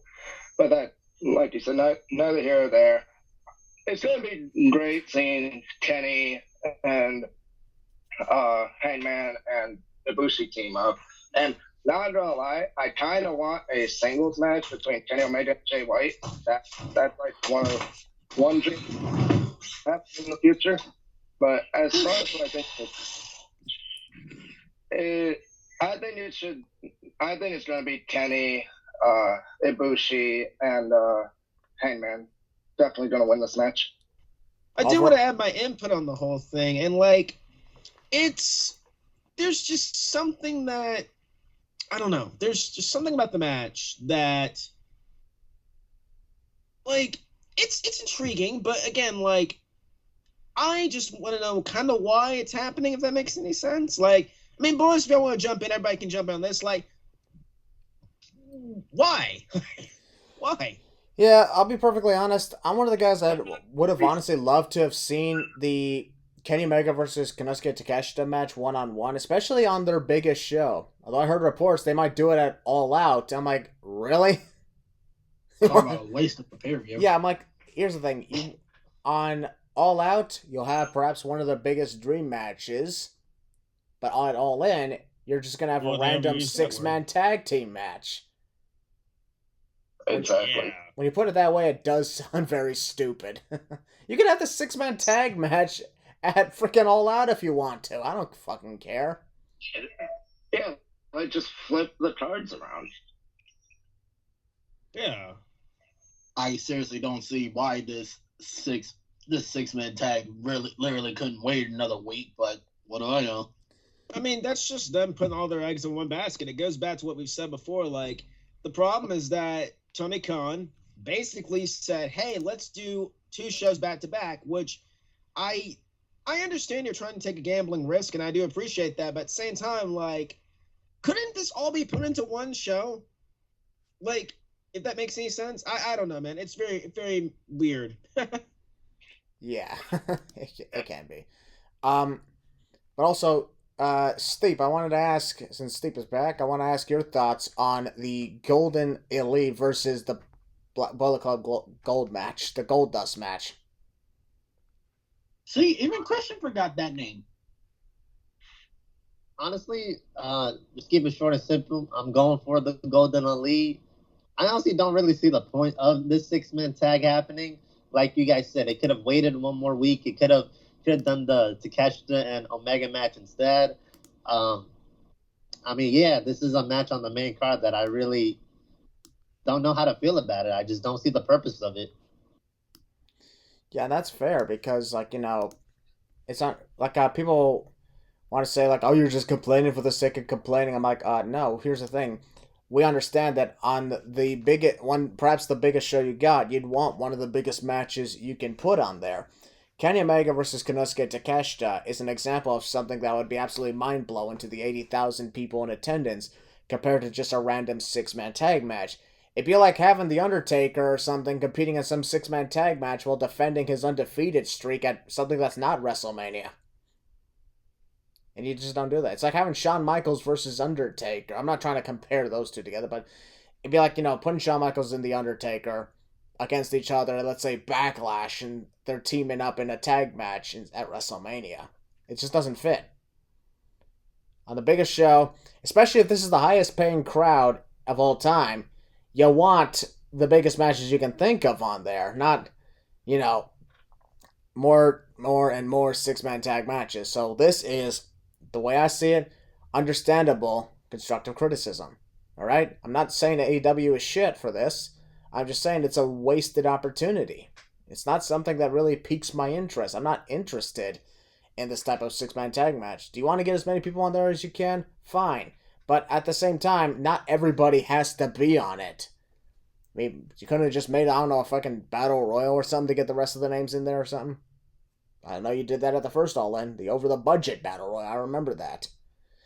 But overall, that's where I'm at. I asked pretty much everybody here about their opinions and stuff. And folks, ladies and gentlemen, I thought I'd also take this moment and say Austin has some things to take care of. So if you don't hear from him for a while, that's what's going on. With that being said, folks, we're going to move on to the next match, and this is another tag team match, but this is an interesting one. A tag team coffin match, or casket match. Oh, God. This, Yeah. this is something that changed out of nowhere, literally. Originally, the match was supposed to be Darby Allin and Sting taking on the Muggle Embassy, and that was supposed to be Swerve Strickland and AR Fox. But this past Wednesday on Dynamite, AR Fox was kicked out of Muggle Embassy, and now it's Darby Allin and Sting taking on Swerve Strickland and Christian Cage, the guy who thinks he's the TNT champion. And next week, I can tell that Keyshawn is a little frustrated, so I'll get to you last. What I will say for this is next week at All Out, Luchasaurus defending the TNT title against Darby Allin. So maybe that's why they're trying to connect things in some ways, but we'll get to that in a moment. In the meantime, Dustin, what's your thoughts on this tag team coffin match? It could be a good match. There was really zero reason to kick AR Fox out of Mobile Embassy, even though you literally just put them in the faction like not too long ago. But since they added Christian Cage, I guess they're trying to connect things, like you said. But I think this match could definitely be good. Sting and Darby put on decent matches together against whoever they're facing. Christian's a great veteran in his own way, and Swerve Strickland, I can't talk, is an amazing athlete himself. So I think this is definitely going to be a good match, but definitely Darby Allin and Sting are winning. No doubts about that. All right. Now, of course, we're going to go to Steve. What's your thoughts on this tag team coffin match? My prediction is pretty much the same as Dustin. I think, was it Darby Allin and Sting? I don't really know, like, how to feel about this, because this match was just changed, on the fly. And I did see Dynamite this past Wednesday, and I don't really get this whole Mogul MC and AR Fox thing, considering he's been there maybe 3-4 weeks, and wherever they're going with this. If this match is just to lead to that all-out match for the TNT title, then I guess that's something. I have no doubts the match will be good, but I just don't know. Making this impromptu match and just changing it on the fly when you have something else advertised, it just felt weird to me. Yeah. Heel Balor, what is your... Actually, wait, did you put in your prediction? Sorry. No, I didn't. No, not you. Wait, also, not you. Not you. Steve, did you put in your prediction, or did I just skip right through that? Oh, no, yeah, I said I have, was it Darby Allin and Sting in the match? All right, okay. Go ahead, Heel Balor. I mean, it's just there, honestly. I mean, it's just a gimmick match, so I don't really have any strong opinions on it. I mean, Darby's gonna do his crazy shtick, and yeah, them kicking AR Fox makes no sense at all. And for people defending that, I don't know what to really say. I mean, but I don't get it, but it's there, I guess. Christian's there, and yeah, that's about it. I mean, is there anything else to really say about it? I mean, no. I mean, Christian's still he's not even the champion. You might as well make Christian the champion and not this Christian Cage, obviously. You might as well make Christian Cage the freaking TNT champ and then deactivate the dang thing, because it isn't worth nothing, honestly, in my opinion, nowadays. But yeah, it's gonna be an interesting match. Sting at his age doing this, please don't be doing anything stupid. Please don't be doing anything too dangerous. Please don't be putting yourself through caskets. Let Darby do that, okay? But it should be good, I guess. Yeah, I got Darby and his freaking father, I guess, winning, or Sting. I don't know. We still don't know why Sting is with Darby, and we're never gonna find out. So there you go. Yeah, pretty much. I'm with Keyshawn. I give up. All right, Keyshawn, what you got? Take it away, brother. Oh my God! I was watching it at the time of recording this. This is obviously Thursday, and last night was just all watching Dynamite, and then this stupid decision happened, and it just pissed me off so much. Why would you turn AR Fox heel, and then a little under a month later you turn him face again? And the dumbest part about all this, obviously Darby is with Sting. Evidently, he's taking a page out of Sting's book, because why the hell are you trusting someone? Fuck you, Airplane. Why the hell are you trusting a guy that betrayed you already? What makes you think he's not going to betray you again? If I'm Nick Wayne, I'm going to be like, why are you trusting him? Why? Why are you trusting him after him and Swerve, damn near beat the brakes off of Nick Wayne, right? And I'm like, why? Just why? What? Darby, why are you doing this? Why are you trusting? They left the guy in the cuddle of his own blood. Literally, for 3 weeks. Exactly, Will. And as far as Christian Cage, him being involved in the match when he's not even a member of the Mogul Embassy. For what, son? For what? Bring his right there. You know what? No. I can't go on anymore. I cannot go on with this match anymore. But screw it. Just for my prediction, just give it to the baby faces. Oh my god, I gotta calm down. My head is gonna implode on myself. That was pretty wild. That was great. That was pretty wild indeed. Okay, we're gonna move on now to the next match. Now this is actually an interesting one. Who's ready for this? It's Chris Jericho taking on Will Ospreay. Has this match ever happened before? I don't think it ever has. No. Nope, never happened. First time ever. It's a dream match. I didn't dream for this at all, but go on. I mean, it's understandable, but yeah, some people probably did, so we'll give them credit there you on go. that. Oh, yeah, all credit to you guys. Well, yes, the majority probably wanted Will Ospreay to take on Kenny Omega in their rubber match, but I can understand why they didn't want to go that route. In this case, it's Jericho and Ospreay, which is a match that's never happened before.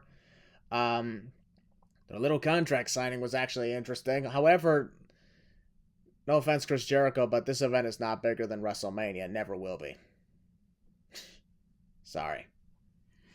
I am optimistic about this, and also I heard Fozzie's performing Judas live. So for Jericho, I think for his entrance, and I'm like, so does that mean he's singing himself? Does that mean he's singing himself to the ring? He's like R-Truth or something, just with less charisma. Unblock me. Oh yeah, I forgot R-Truth blocked heel Balor. I'm also blocked by Shawn Michaels for some reason. Don't worry, Will. If I manage to go to WrestleMania 40, and if I see R-Truth, I'm gonna ask him to unblock you. Please, I didn't do anything. Shut up, Steve. If you're wondering, Steve said, "I'm sorry, Will, for getting you blocked." He legitimately, folks, did get me blocked by R-Truth. So, as a joke. But still, I've been blocked for like 4 years now, 3 years. I didn't do anything. The Shawn Michaels one, I don't know what I did with that one. To be fair, I did say I enjoyed AEW better than NXT, but no, anyways. I don't know what I did to get blocked by Shawn Michaels either. We're both named Shawn. We're supposed to stick with each other. You're technically K-Shawn. Yeah, but my nickname is Shawn. Yeah, that's your nickname, though. Yeah, and we both have Shawn in our name, so it still counts. And Shawn is spelled differently from yours. What is it? Wait, is it? Yeah, S-E-A-N. That's his actual Shawn name. God damn it. Sorry. Okay, back to this though. What do I ask? I'll start with you, Keshawn. Actually, this time, what's your thoughts on Will Ospreay versus Chris Jericho? I'm gonna try to watch this match. Because who knows? This match might be good. But Jericho, I'm not gonna say he's not what he used to be anymore. He can still go, but I think Ospreay Ospreay's style, it might be just a little too much for Jericho at his current age. It just might be just a little too much for Jericho at his current age. Yeah, understandable. And so that's pretty much all I have to say. I really don't have that much to say about this match, other than I guess give it to Ospreay in front of his countrymen. I guess give it to him. Alrighty. So, Heel Balor, what's your thoughts on Jericho versus Ospreay?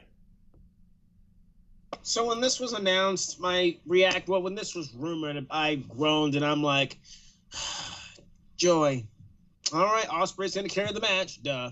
But after giving it a few thoughts, first of all, I want to get my thoughts on Fozzy. And Steve, I'm going to need you to chime in on this one. So them bringing in Fozzy. I mean, fine, I guess, but I'll let Steve talk about that one, because him and I got something going on Sunday with that one. Oh, Will can't stand that song. I hate that song now. I can't stand it anymore. You know, every once in a while, I'll send a clip of me singing it. You wanna know He's what not else? joking. You wanna know what other song Will hates? Don't you dare. Nope. This is fine. Anybody can do this.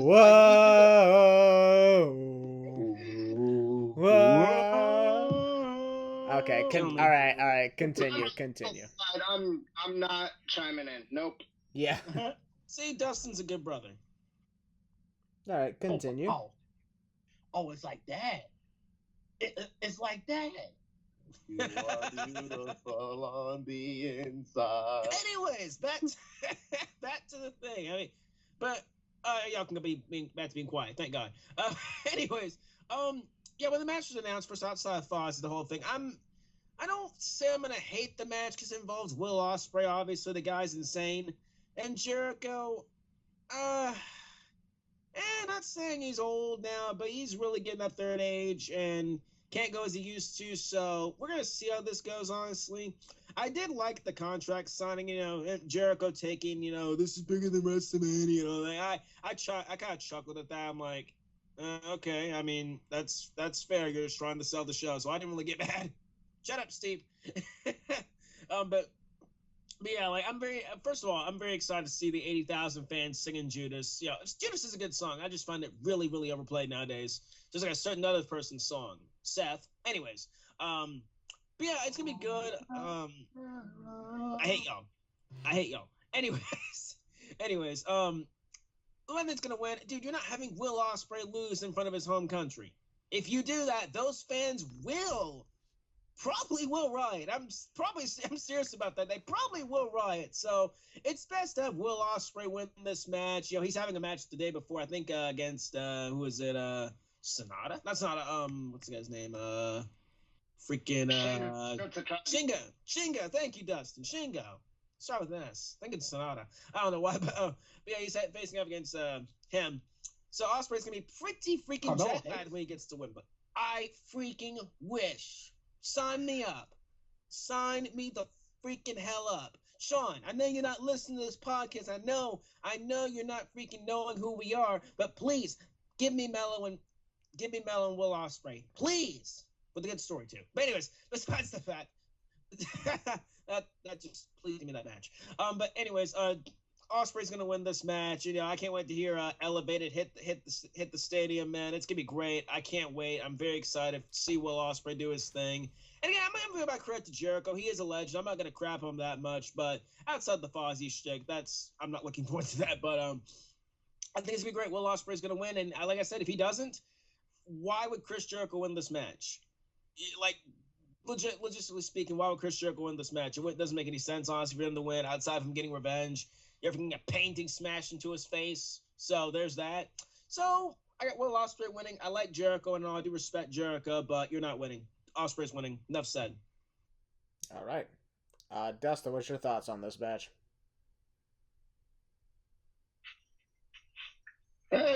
I think this match is going to be a lot better than what some people are thinking it's going to be. But yeah, like Kashawn said, Ospreay's style is definitely like a little too much for Jericho at this current state. So Ospreay's going to definitely probably have to tone down his style just a tad, but not too much. Overall, the contract signing was fun. Ospreay can cut a promo any day of the week, and and I'd be listening no matter what. Yeah. And so winner, obviously, I'm going Will Ospreay. My guy's gonna get the dub in Wembley. All right. We're on to take this moment. So our friend Austin has returned. Austin, how's it going? What's Going up, bro? now I've got all those technical difficulties out of the way. Alrighty, there we go. We're talking Will Ospreay versus Chris Jericho, so I'll actually go to you next. What's your thoughts on that? But also, here's the thing. You didn't exactly put in your full prediction for Golden Elite versus Bullet Club Gold, so I'll just ask you your quick prediction on that match. We're going to go with Golden Elite. I like how he says we're going to go with as if it's on Family Feud. There you go. All right, but anyways, your thoughts Could on... you imagine some Family Feud? That'd be awesome. The Losers family. Show me Golden Elite. There you go. All right. Your thoughts on Will Ospreay versus Jericho as well. Really and truly, I cannot wait to hear that Wembley crowd singing Chris Jericho's theme music as well as him singing it to 80,000 people. But anyway, I'm going to go with, let's see here, say Chris Jericho gets the win. All right. For the record, Balor's going to hate you for that. I will. Oh, the Coffin Match. And also, yeah, the Coffin Match. You give a prediction on the Darby Allin and Sting versus Swerve Strickland and Christian Cage Coffin Match. We got a coffee match. Speaking of coffee, if anyone listening has a Dunkin' Donuts or any place that sells coffee or a latte, pumpkin spice is back. Dunkin' Donuts is trash. Next. Oh, it's like that. All right. Like, who cares? All right, continue on, Austin. See here. This is honestly a match built for Darby, so I'm gonna go ahead and say Darby and Sting get that W. Yeah. All right, and so you also believe you also predicted Jericho they'll beat Ospreay, I believe. Yes. Alrighty. Continuing on. Let's see, who didn't I ask? Okay, Sean, your thoughts on Will Ospreay versus Chris Jericho? Oh, I already went. Oh, you already went? Who the fuck did I miss, or did I not miss anyone? Steve, did you go? You missed me. Yeah, I don't know if I went. All right, then. Then it's your move, since you're the last one left. My apologies, folks. I've just been going through a lot lately. It's all good, Christian. But I definitely have Will Ospreay winning this. I think he can use it. Honestly, don't think Jericho needs it. As far as how the match is gonna go, I definitely think that Ospreay is gonna have to make a few adjustments for Jericho because, like Sean said, it's not like Jericho's not a shell of his former self. I think he's getting to that point. Honestly, think he shouldn't be doing this at all. But I think they're gonna compromise and make something work to where both men are comfortable and they can really adapt to the other person's style. Not so much of Jericho adapting to Ospreay's style, but like finding some common ground where it's an even playing field. Alrighty. With that being said, folks, we're going to move on now to the next match that is not a title match, but is being promoted as a title match. It's not a real championship. Shockingly enough, this does not have as much, relevance as the FTW title, in my opinion. I'm just kidding. No, it does. It actually does. A title that practically doesn't exist over a title that's actually unsanctioned. How the hell do you do that? This is CM Punk versus Samoa Joe in a match that's for CM Punk's title known as the real world title. And this is honestly me being like, yeah, he doesn't know how this works, does it? This is not like what happened when he ran away in 2011 at Money in the Bank. He literally got stripped of the title by Tony Khan. So he can call himself the real world title, but he's defending a prop. He's defending a fucking prop here. Why would Samoa Joe want to be challenging for a prop belt? For a title that doesn't even exist. This is not even a freaking interim title either. This is like Curtis Axel saying he's still in the Royal Rumble match. It doesn't work like that. So did Punk technically just go backstage and find the AEW World Title, like the one that MJF originally had before he basically threw it in the trash and threw it away? Yeah, I guess, but yeah, it's probably got the remains of the burrito in there too. Yeah, and Punk said it has his blood on it and all of that, and okay then. I mean, nobody washes their belts nowadays. It's freaking gross. Yeah, it is really gross. I wouldn't exactly go for that. Thing's a health hazard and a half, ain't it? Health hazard and a half, indeed. Yeah. Okay, as many of you know, my thoughts and opinions on CM Punk changed drastically as time went on. Specifically after what happened at Brawl Out. Where it just seems like his behavior and his attitude has just been so toxic, and I am not one of those people who are thinking, oh, I'm just getting worked and everything. I'm like, no, I don't like this, and that's okay. Because I'm like, this whole deal is absolutely stupid. They create a collision to keep CM Punk away from the Elite, to keep on separate sides of a building. I'm like, Jesus, grow the fuck up, all of you. You guys are just acting like pieces of shit. Like, just who fucking cares? Like, talk it out like men, and if you don't want to talk it out like men, well, you're just being a little bitch. That goes to either CM Punk or the Elite. Just get the fuck over it. Stop acting like a child, and just move on. And I personally don't care if they're trying to implement this into an actual storyline. I don't fucking care. I'm not into it. I'm not into it. No, I'm not a fan of this at all. CM Punk, Samoa Joe should exist as a simple match on its own, because let's be honest, that's one of CM Punk's greatest Ring of Honor feuds of all time. It should be noted as that. Not competing for a real world title when it's not even the real world title. Like, just get the fuck over it already. If he wants the real world title, he should be facing MJF. Ta-da! So whatever happens whenever they do face off, I guarantee he and MJF probably going to face off again, maybe at All Out. They can't call it a title unification or anything like that, or an undisputed title match, because there's only one champion, and that's MJF. No matter what CM Punk says or claims he is, this is a fact. He was stripped of the title. MJF is the only champion. CM Punk would only be a challenger, nothing else. He can carry that title belt with an X on it all he wants. Facts beat opinions in this case. And the fact of the matter is, CM Punk ain't a champion. He's not a champion for almost a year. He's been champion for only 3 days. Fuck you. Okay. Damn, that was Point made. And I don't know where the hell that last part came from, but okay. That last part was honestly directed at all the marks who are honestly buying into his crap. If you're a fan of CM Punk, go ahead, be a fan of CM Punk. I don't care. That's fine. Don't buy into his crap, though, is what I'm saying. Because that's when you're just losing your own mind. Okay, Steep, I'm going to start with you. What is your thoughts on CM Punk versus Samoa Joe for the so-called real world title?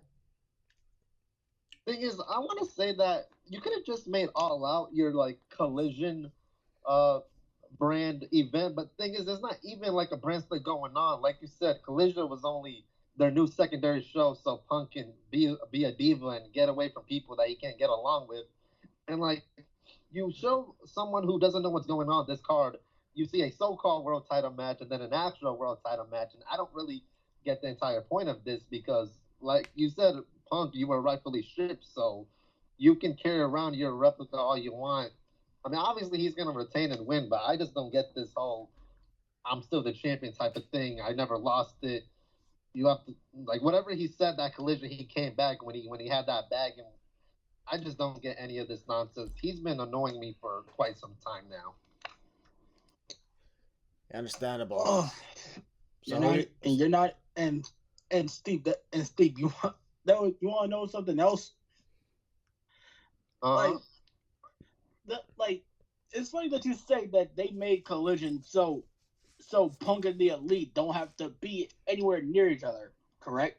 Oh my God, Yeah. You know, I'm not even going to acknowledge these fucking planes anymore. There's only one person that I acknowledge, and it ain't the fucking airplane.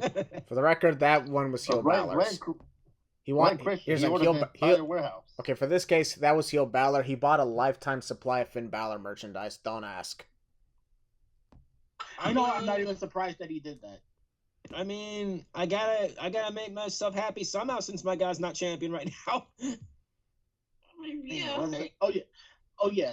Like back to what I was saying. Like they made Collision so CM Punk can stay far away from the Elite. Mm-hmm. But then this dude, CM Punk, just randomly just decided to shoot on Hangman for whatever reason. After Collision. And now they're gonna be in the same building. This is just a recipe for disaster. That is true. I guarantee. Hey, here's a Wembley Stadium. Yeah, Wembley Stadium is a big place. They can have them on different sides of the stadium, no problem. Oh no, they still might find each other. Mm-hmm. They still might find each other. Yeah, then they'll have the frickin' they'll have the frickin' Prince's security or something. Hashtag brawl in. Yeah, brawl in. Brawl in.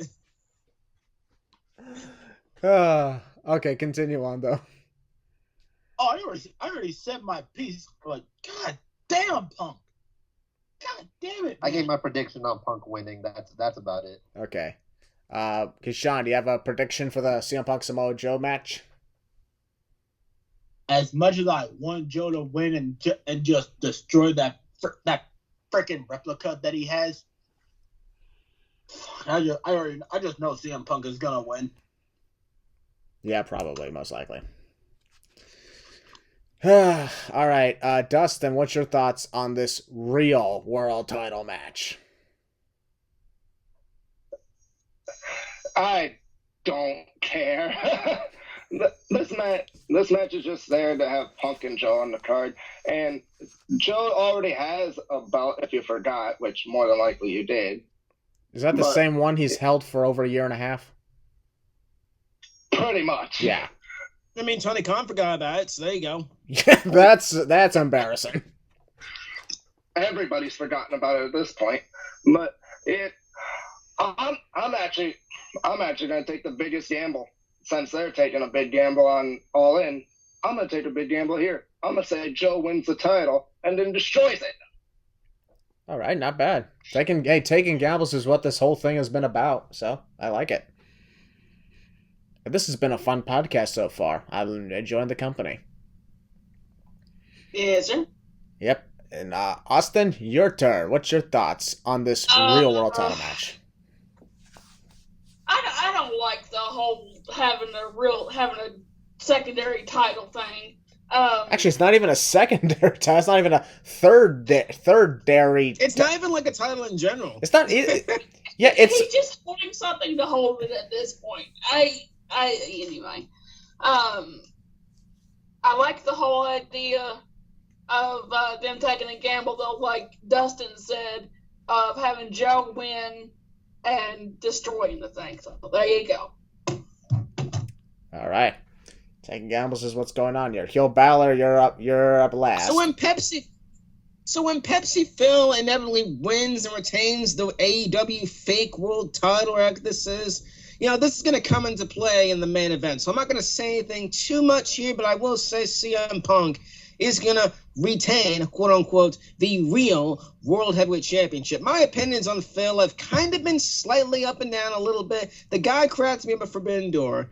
He's been something. That's all I got to say. My dislike for him is it's not as strong as it was last year. It's still slightly there, but it's not like volcanic eruption. Like, oh, I hate Punk and all that. Like, Yeah, I remember we had a lot to rant about when we talked All Out last year.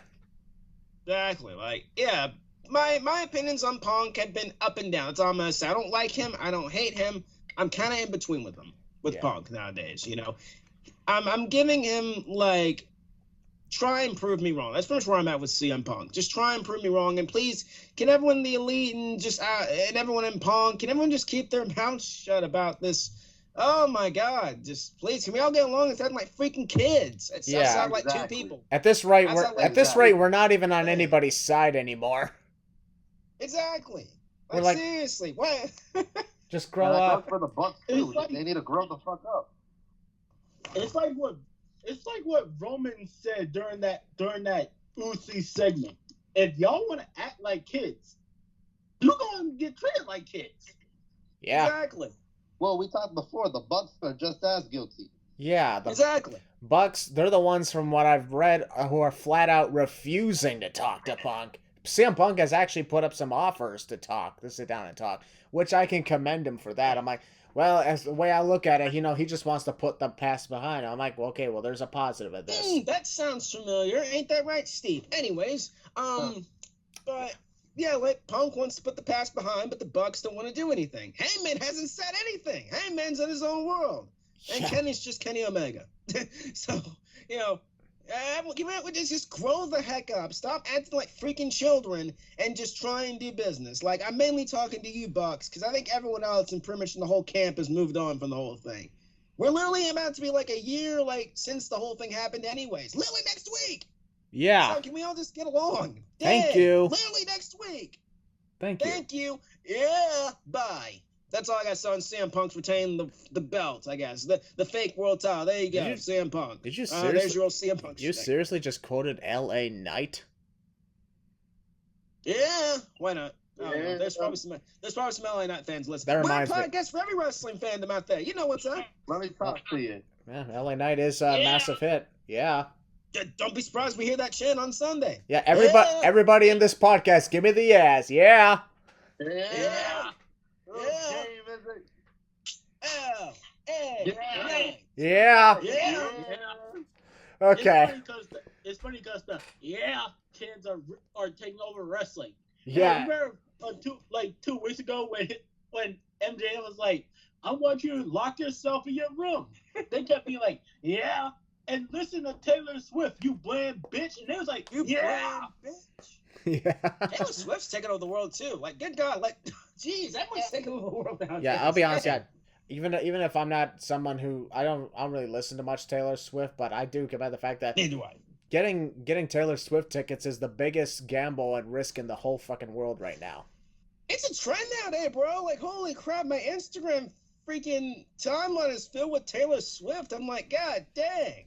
And I honestly like it because here's the thing: she's an artist who's been around for the longest time, but she's a great and fantastic artist. If she's been able to hold on to her momentum this long, it's an epic. It's amazing. And I'm not the biggest fan of her, but I'm gonna give her some credit. Like, hell her music is our boy certainly loves her. Ain't that right, Will? No, you know exactly who we like. Right, no, our boy loves her. You know what I mean? He's pretty much flying solo on that one. Yeah, you know what's up, man. You know what's up. So here's the thing. We're going to move on now. We went from talking the real world title to we're going to be talking about the real world the real title match is taking place at All In. And this time we actually mean it. You ready? We're going to kick things off. Do it. Boom, boom, boom, boom. The Acclaim. So somebody start rapping for me. Oh, my boys. The Acclaim. Something, they're gonna know the name, The Acclaim. Listen. All right. Sesame Daddy Christian, I don't freaking know at this point. Sesame Daddy you feel very uncomfortable right now. Yeah. Ladies and gentlemen, the AEW World Trios titles, or as I called it, the threesome titles. I call it the threesome titles because it's funny. And you're getting demonetized because of that. We're going to have some threesomes, baby, so scissor me. Daddy Sin! Daddy Sin, oh my God. Oh my God! Someone has to make that to a meme. All right, well, anyways, the champions, the House of Black, or in other words, the longest reigning trios tag champs of all time. Malachi Black, Buddy Matthews, and Brody King defending against the Acclaimed and not daddy ass, but badass Billy Gunn. No, he's still bad. He's still daddy. Not really. You call that man daddy ass. Not anymore. At least not for this occasion. He's like, because he's like, daddy ass sadly can't make the trip, but there will be a badass. That's still daddy ass to me. Anyways. Would it be weird if, just for one time appearance, what if Road Dogg came out with him? I don't. Let me try the. Hey, someone try the intro for that. Bam, bam, bam, bam. Yeah. Bam, bam, bam, bam. Dun, dun, dun, dun. I gotta love the New Age Outlaws. All right. Yeah. This is not the first time that Billy Gunn and the Acclaim try to get the trios titles. However, this will definitely be the first time that badass Billy Gunn's going to do it. And we thought for a while that he retired. Remember that? Yeah. No joke. I told my brother. Yeah. Anyways. No joke. I actually told my brother Travis when that happened. I was like, Billy Gunn finally retired, and he's like, "What the hell is he still doing? Was he still doing wrestling anyway?" Yeah, you gotta. He doesn't even know that he doesn't even know that he quote unretired last night. Yeah, you gotta admit, this is honestly amazing that he's managed to keep on going as a full-time wrestler for all these years. Yeah, honestly. It's mostly the ones that, never got it ain't the biggest stars in the world that are managed to succeed as a full-time wrestler, even as they're nearing into their 60s and whatnot. But then you got Billy Gunn, who's mostly well known as being Mr. Ass, the badass Billy Gunn of the New Age Outlaws and D-Generation X. Yeah. Out of all of them, he has never once been a part-time wrestler in his whole life. And he's also known as the guy that the Rock embarrassed on the mic, but I'm not going to get into that right now. Indeed. But he's seen it all. He's been through it all. He's been through some of the biggest moments. He's been some of the funniest moments. But the fact that he's actually been able to keep on going like this at his age, I mean, obviously, he should be nearing retirement, but at the same time, I'm amazed that he's been able to do this full time. It's kind of like how I'm amazed that It's kind of like how I'm amazed that Jeff Jarrett still does this full time. Yeah, dude. Oh, Jeff Jarrett! Don't even get me started on that freaking quote. Well, the good thing is you don't have to worry about it. We're not talking about because he ain't at all in. Who knows? They might put him on this show after this podcast comes out. Yeah, he probably will. He'll face, what is that, Grado or something. Oh God. Who? No, I'm kidding. I know who that is. Anyways, for the trios title match, there's not really much to say about this, but I'm just gonna start with my prediction. I'm honestly gonna say Billy Gunn and the Acclaimed are gonna win the trios titles. I think they're gonna have a big moment like this. I really do. Kind of like how the Acclaimed had their tag team title moment at Arthur Ashe Stadium at last year's Grand Slam. So we could have another big stadium moment for the Acclaimed, only this time it's Wembley. So, Dustin, I'll start with you. What's your thoughts on the trios title match? I'm actually excited for this match. It's crazy that Billy Gunn has gone full time his whole career, not once thought about being part time. But I think they're saving the bigger pops for like MJF and Maracle and Will Ospreay and all of that. So I don't see the Acclaimed and Billy Gunn getting the win here. I think House of Black are going to retain just to calm the fans down a bit. Yeah. Understandable.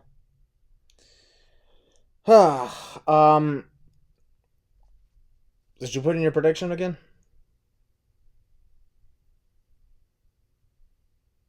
House of Black are going to retain. All right, then. Heel Balor, what's your thoughts on the trios title match?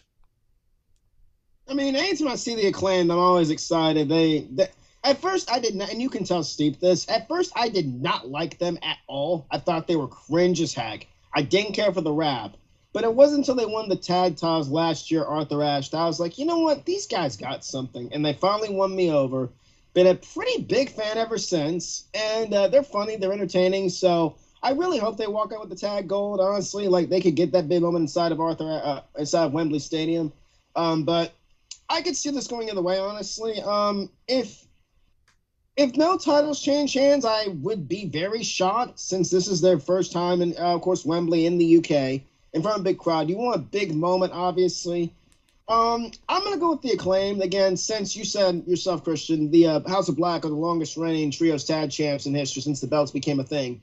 And I think the Acclaimed getting this big moment, giving Billy Gunn the big moment, because he's never held a belt in AEW, I don't think, unless he held the FTW title. I don't freaking know.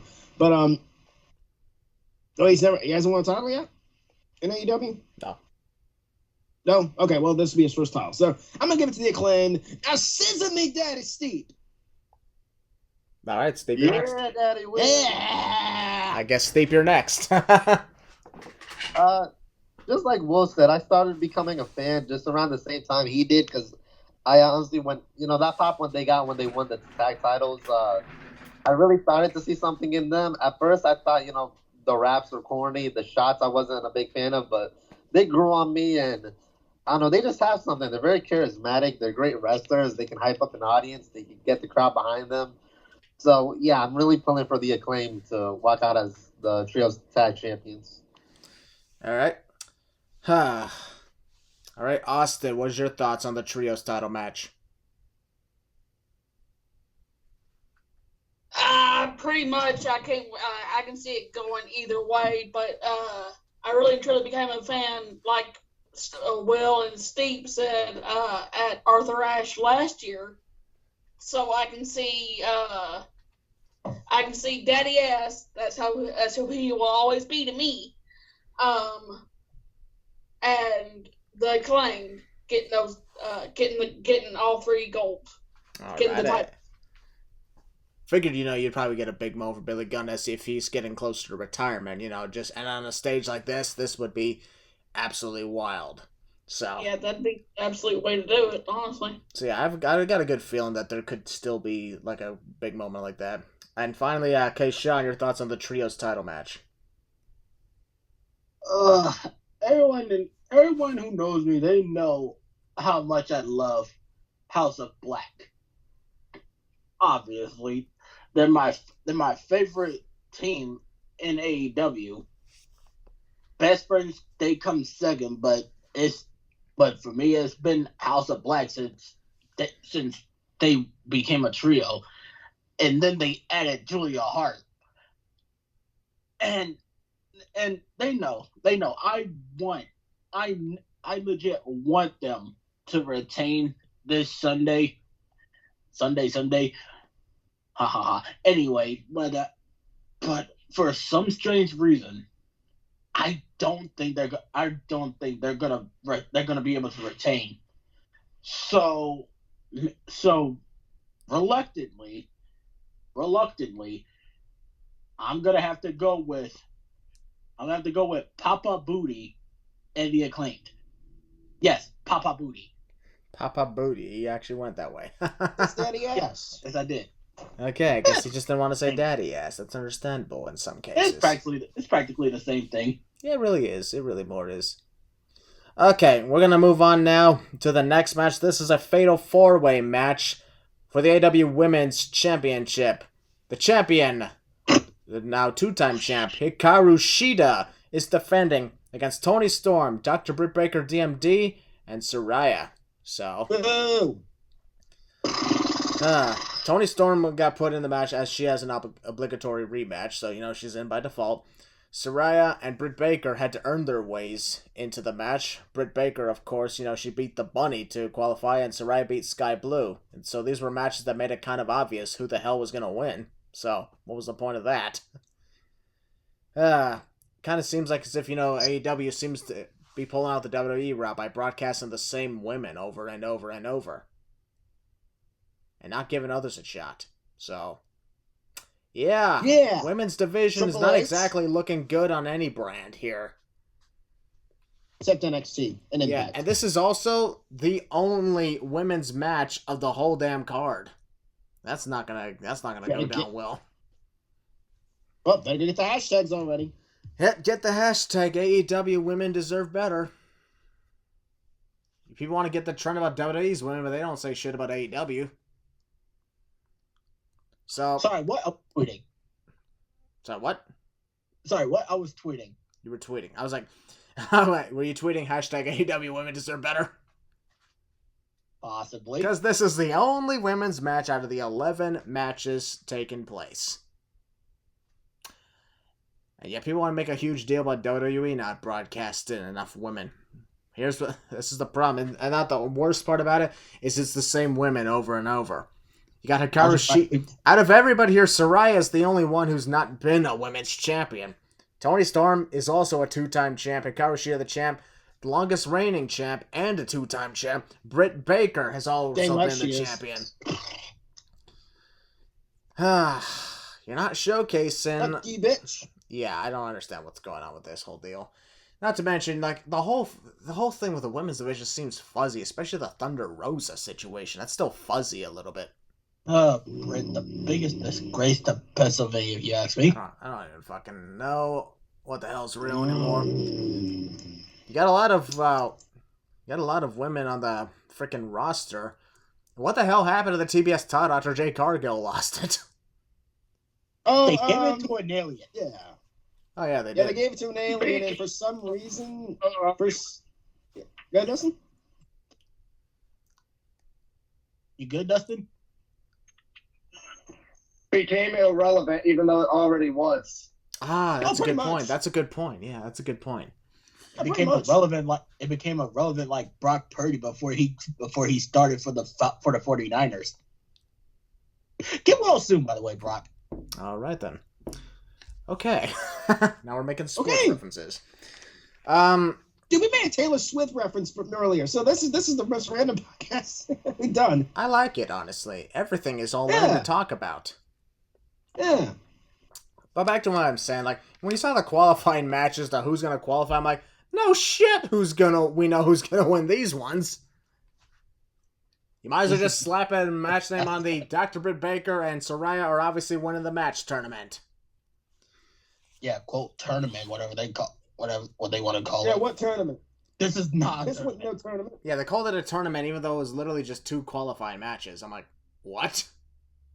Like, it's supposed to be brackets. This is literally just qualifying matches. Yeah, their number 1 contender matches to fill a spot. That's not a tournament. Do you want to know what else is funny? All right. They actually had Hikaru Shida qualify for the match too. Despite being the champion, yeah, because she had a title match with Anna Jay. Oh my Pretty God. much. I'm like, okay, that's the. I guess we're going that route. Okay then. Let's see. When Hikaru Shida won the title on AEW's 200th episode of Dynamite, I was like, okay, that's interesting. I'd like to see where this is gonna go. Congratulations, by the way. Yeah, honestly, congrats indeed. Because for the longest time after she lost the title to Britt Baker, it seemed like she just fell. And that was like 2 years ago. I'm like, okay, she managed to get herself back up in a way. So there's a plus to it. But at the same time, you got other women on the card. I mean, not on the card, but on the roster. A lot of them are not showing up around anymore. I don't even know if Jade Cargill is ever coming back for some reason. Mm-hmm. Here's the thing. When you're trying to implement so much fucking drama into your stories and shit or on your roster, I'm like, when you got so much drama, that's the moment when we're going to ask, is this really all worth it? And here's the thing. I'm not somebody who's constantly going to complain nonstop about lack of women on the card. However, this is an occasion where I'm like, you got practically the biggest stadium show you're ever going to have, and you're going to broadcast maybe just one women's match, and it's the same women you've been broadcasting all the freaking time. That's why I'm like, this is not good. Well, we got, example for WWE Payback coming up. They got 2 women's matches already set on a match card that has, as of right now, only 3 confirmed matches, even though that's a little lazy in my opinion, to have only 3 matches and the show is like only a week away. Regardless, in this case, I'm like, you're broadcasting the same women, and you're putting all of them in a fatal 4-way. This is probably a reference to the fact that there was a fatal 4-way women's match at the first All In. I'm like, okay, good, but can we at least get some different people involved? Saraya, okay, I can understand you're going to have her involved. This isn't the freaking UK. This is where she started and everything. Okay, I can give a pass for that. Britt Baker, oh my god, do we have to put her in every single women's title match on a big-time pay-per-view? Toni Storm, sure, she's the... Oh my god. Down, boy.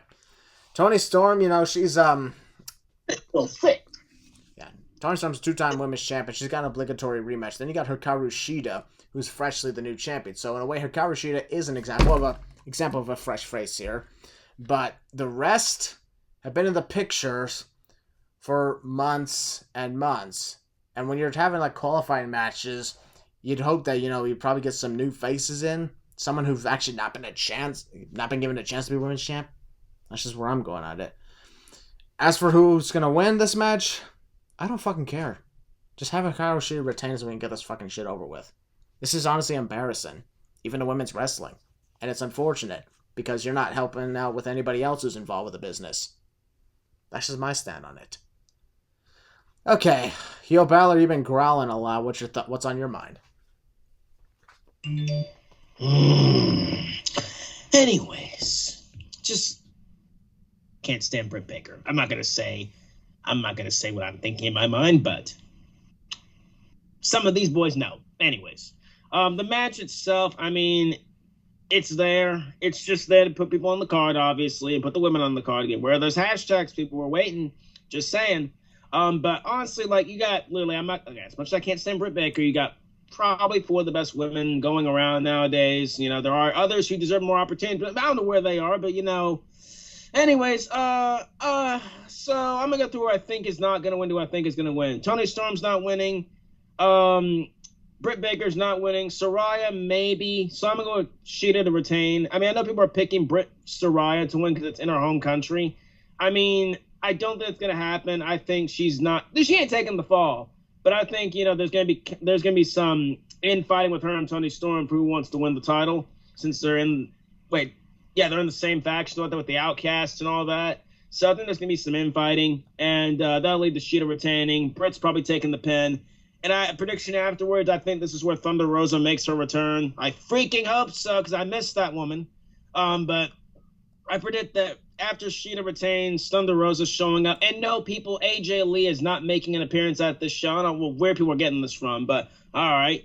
My prediction is that, Shida's going to retain. Thunder Rosa comes out and makes me a happy man, because I missed that woman so much. And, that's all I think is going to happen. I think Shida deserves a very long reign, even though the belt is basically irrelevant to whoever you put it on, sadly. But I think Shida deserves a pretty good run.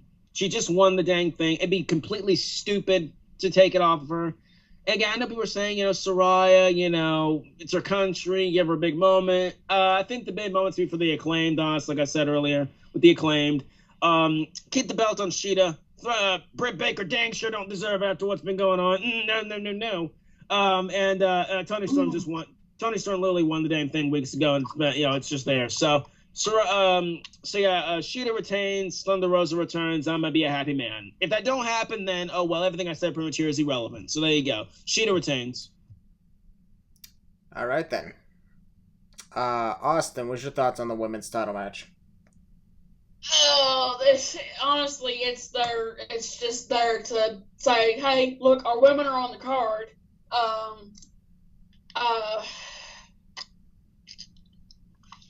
Honestly, I'm gonna say this. I do not want Britt Baker getting that title or getting that championship. Toni. No. Toni, she really and truly didn't do anything with the belt. Saraya, she has hometown at Paige. Saraya, Paige, whatever you want to call her. She has that great advantage of it being her hometown, country, whatever you want to say. Yeah. But I have a feeling. I really want to see what Hikaru Shida can do with with the championship, so I want to see her retain. There you go. All right. Okay, Sean, what's your thoughts on the women's title match? First, let me get this out of the way. Anyone in here that knows me, they know. I too am from Pennsylvania. I'm a proud Pennsylvanian, and just like Britt Baker. And yeah, I get it. Pennsylvanians, we have to stick together because we're stronger together. You know what I mean? But nah, Britt, nah, you gotta go. You gotta go. With what I've been hearing, nah, you gotta go. You gotta go. I don't even see you as a fellow Pennsylvanian anymore, and that hurts. That hurts me to say that about another Pennsylvanian, but that's neither here nor there. As for the match, I want Shida to retain, but because of where we are, I just know that they're gonna give it to Saraya Paige, or a little crumpet, as AJ Lee once called her in her debut, or whatever she said. As much as it kills me, as much as it literally pains me to say this, I just know they're going to give it to Saraya, so just give it to her already. Reluctantly, I'm going with Saraya. Yeah. All right, Steve, what's your thoughts on the women's title match? Honestly, I don't know the best way to describe it. This entire division is just really in a nutshell with everything that's been coming out. Now, as far as my prediction, I really hope Shida retains. I won't be surprised if they were to give it to Saraya. But considering the fact that there have been tons of people that have lost in their hometown, home state, home country, like I wouldn't be too far past her not winning. It's been the same mantra for the past couple of years now with this women's division. It's been booked like nonsense. They showcase the same women. They're not, stories don't make sense. This thing overall, I just don't really get it with them. It's probably like, in my opinion, the worst thing going in AEW is their lackluster women's division booking.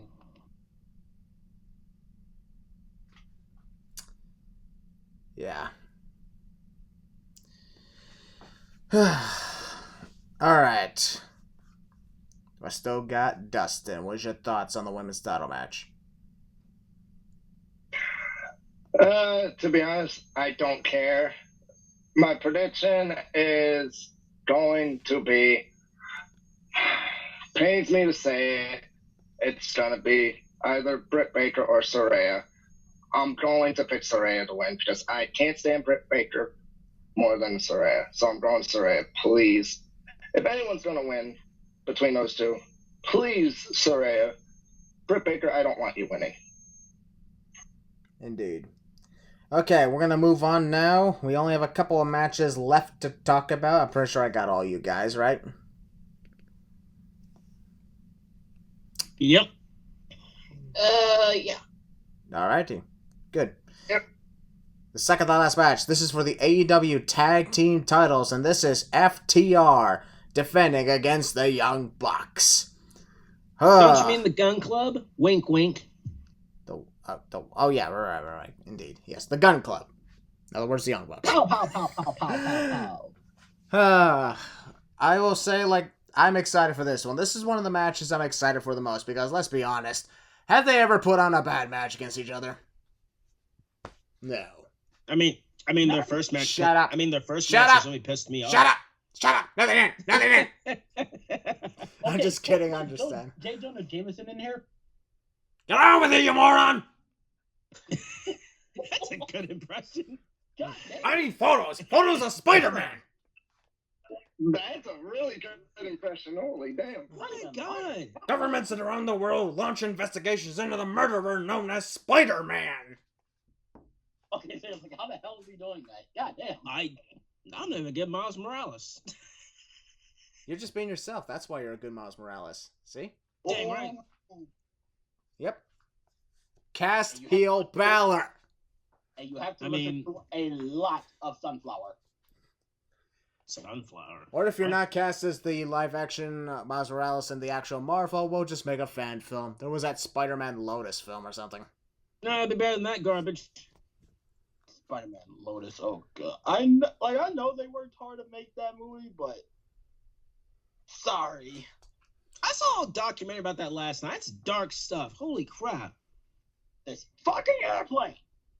Okay, which one of you keeps ordering stuff? Steve did. I swear, if this dude bought a whole supply of Ariana Grande merch, I swear I'm gonna have an aneurysm. I mean, Ariana's new music drops tonight. So God damn it, he pre-ordered the album, didn't he? He pre-ordered the whole damn section. Yeah. Okay, anyways, though, I'm excited for this tag team title match because I know that they can put on great match after great match, and I guarantee the audience in Wembley are in for definitely the time of their lives. So, nothing really else to say for this except let's have a fantastic and kick-ass tag team title match. That'll be memorable, hopefully, for years and years to come. Because I guarantee these are two of the best tag teams in the world, so they can get the job done easily. Dustin, I'll start with you. Your thoughts on the AEW Tag Team Title Match? This is going to be a kick-ass encounter between FTR and the Young Bucks. I can't wait. They've never really disappointed me with any of their matches. So I'm just excited to have a good time with this one. And to be honest, I'm torn between both sides. I don't really know who to choose. My honest opinion, I think FTR is going to retain in very close fashion. I think they sneak away with the win. Alrighty. Austin, what's your thoughts on the tag team title match? Really and truly, these two teams are two of the best in the world that I've seen. So as for who's going to win, quite like Dustin said, I have a feeling it's going to be very close. But I'm gonna say FTR retain here. Alrighty. Whew. Okay, Steve, what's your thoughts on the AEW Tag Team Title Match? No, these two, they're two incredible teams. All four of them are great wrestlers. They have incredible chemistry. I have FTR retaining, but I will not be against the Young Bucks if they do end up winning. But right now, I definitely think that FTR is going to retain somehow. But nonetheless, though, it's going to be an incredible match. All right. Okay, Sean, what's your thoughts on the AEW Tag Team Title Match? I'm gonna give you my. It doesn't matter what you think. That was right in my ear. I'm just kidding. He seriously got up out of his chair just to do that in my ear. I'm gonna get into my predictions in a second, but I just got a DM on Instagram from my sister, and well, everyone listening, yep, Bronson Reed is gonna have a baby girl. Oh, that's awesome. Who? Bronson Reed. Good for Hey! That's what's up. Congratulations. awesome. See, we're making history too. We're making history some more. We just had a gender reveal on Losers Lounge. That's awesome. Dang right, dude. That's nuts. That's awesome. Indeed. These nuts. Anyways, All right. congratulations. Where did Bronson. that come from? All right, I don't know. continue on, okay, Sean. Keep going. Sorry. Yeah, I rewatched both of their matches, FTR and the Young Bucks, or as I like to call them, the Young Ducks, because they legit remind me of ducks for some reason. I have no idea why. I have problems. Quack, quack. Okay, now you just sound like one of Odin's ravens. What the hell was that? Quack, quack. What the? What is happening right now? You said they remind you of ducks, so I quacked like a duck. Okay. I just know someone's gonna be playing the duck song when they listen to this. Quack.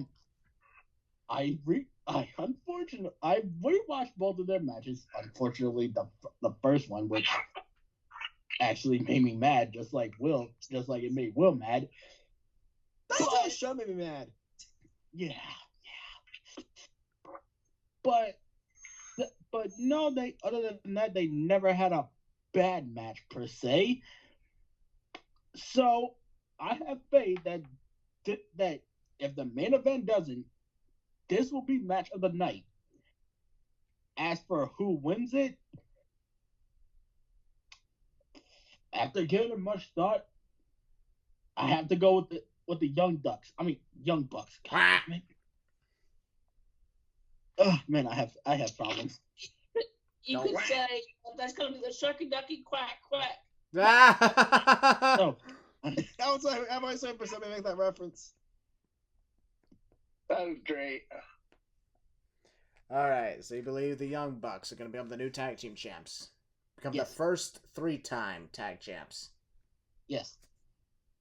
Alrighty then. I won't be surprised if they did. Anyways, heel Balor, what do you think of the AEW Tag Team Title Match? I mean, it's going to be good. Obviously, two of the best tag teams in the world with the Young Bucks and the revival of FTR, wink, wink. It could go either way, honestly. Their first match, obviously, in that entire show, like Kashawn said, pissed me the heck off. I don't know why. I guess because... There you go, another reference. There you go. Their second match, I don't remember anything from it, honestly. So I guess the third match is going to do something for me. And I am expecting... Again, it can go either way. I'm going to take a shot in dark, say the Young Bucks win. I don't know why, but my mind is telling me they're going to give the Young Bucks a big moment here. So I guess the Young Bucks. Why not? I'm going to be different. The Young Bucks. Which I can't stand those tools. Anyways. Alrighty. And I'm not saying that because a certain friend of ours is watching this podcast and she's a big fan of the Young Bucks. I'm totally not saying that. Ain't that right, Steve? Yeah, it was all his idea. Alright. With that being said, are you guys ready to talk the main event? Sure, why not?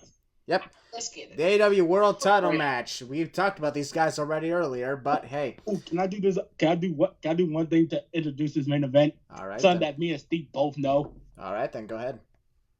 Ladies and gentlemen, this is the main event of the evening.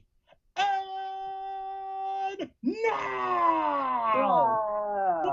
thousands in attendance and AEW fans watching around the world, this is the moment you've all been waiting for.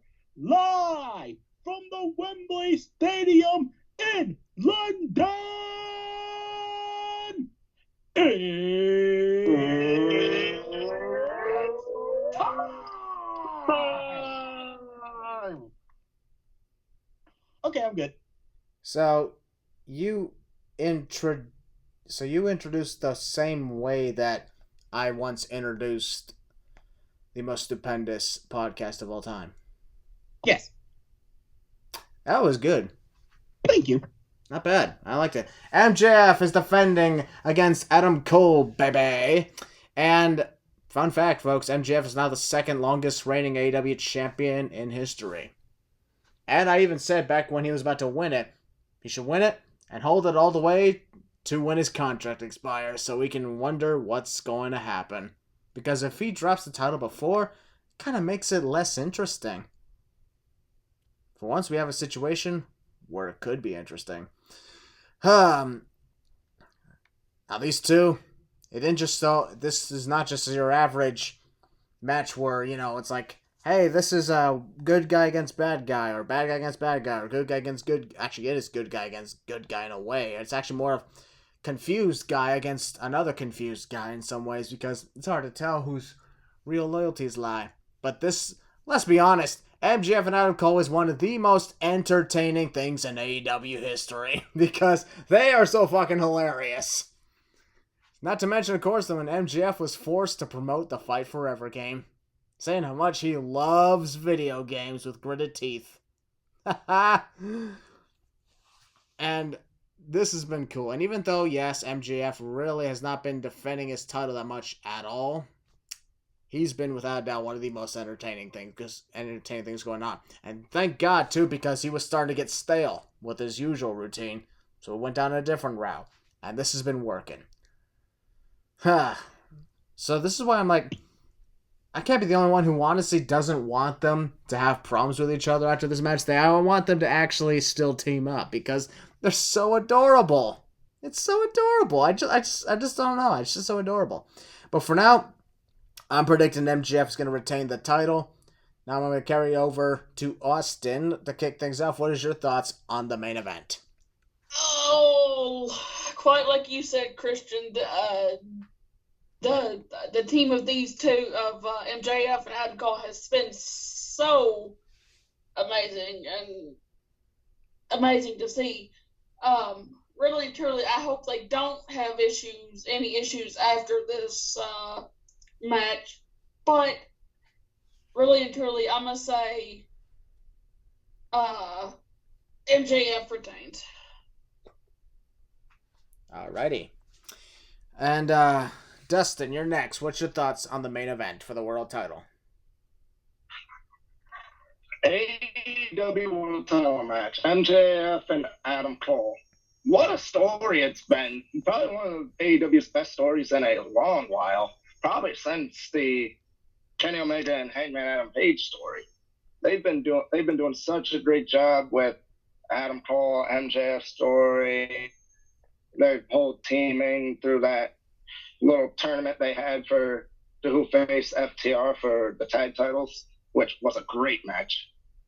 But I hope that one certain thing doesn't happen. I know Bill Balor's gonna get to it later when it's his go, but it's pretty obvious MJF is going to retain. But I'm just gonna take a shot in the dark and say Adam Cole wins because I like taking gambles on this podcast.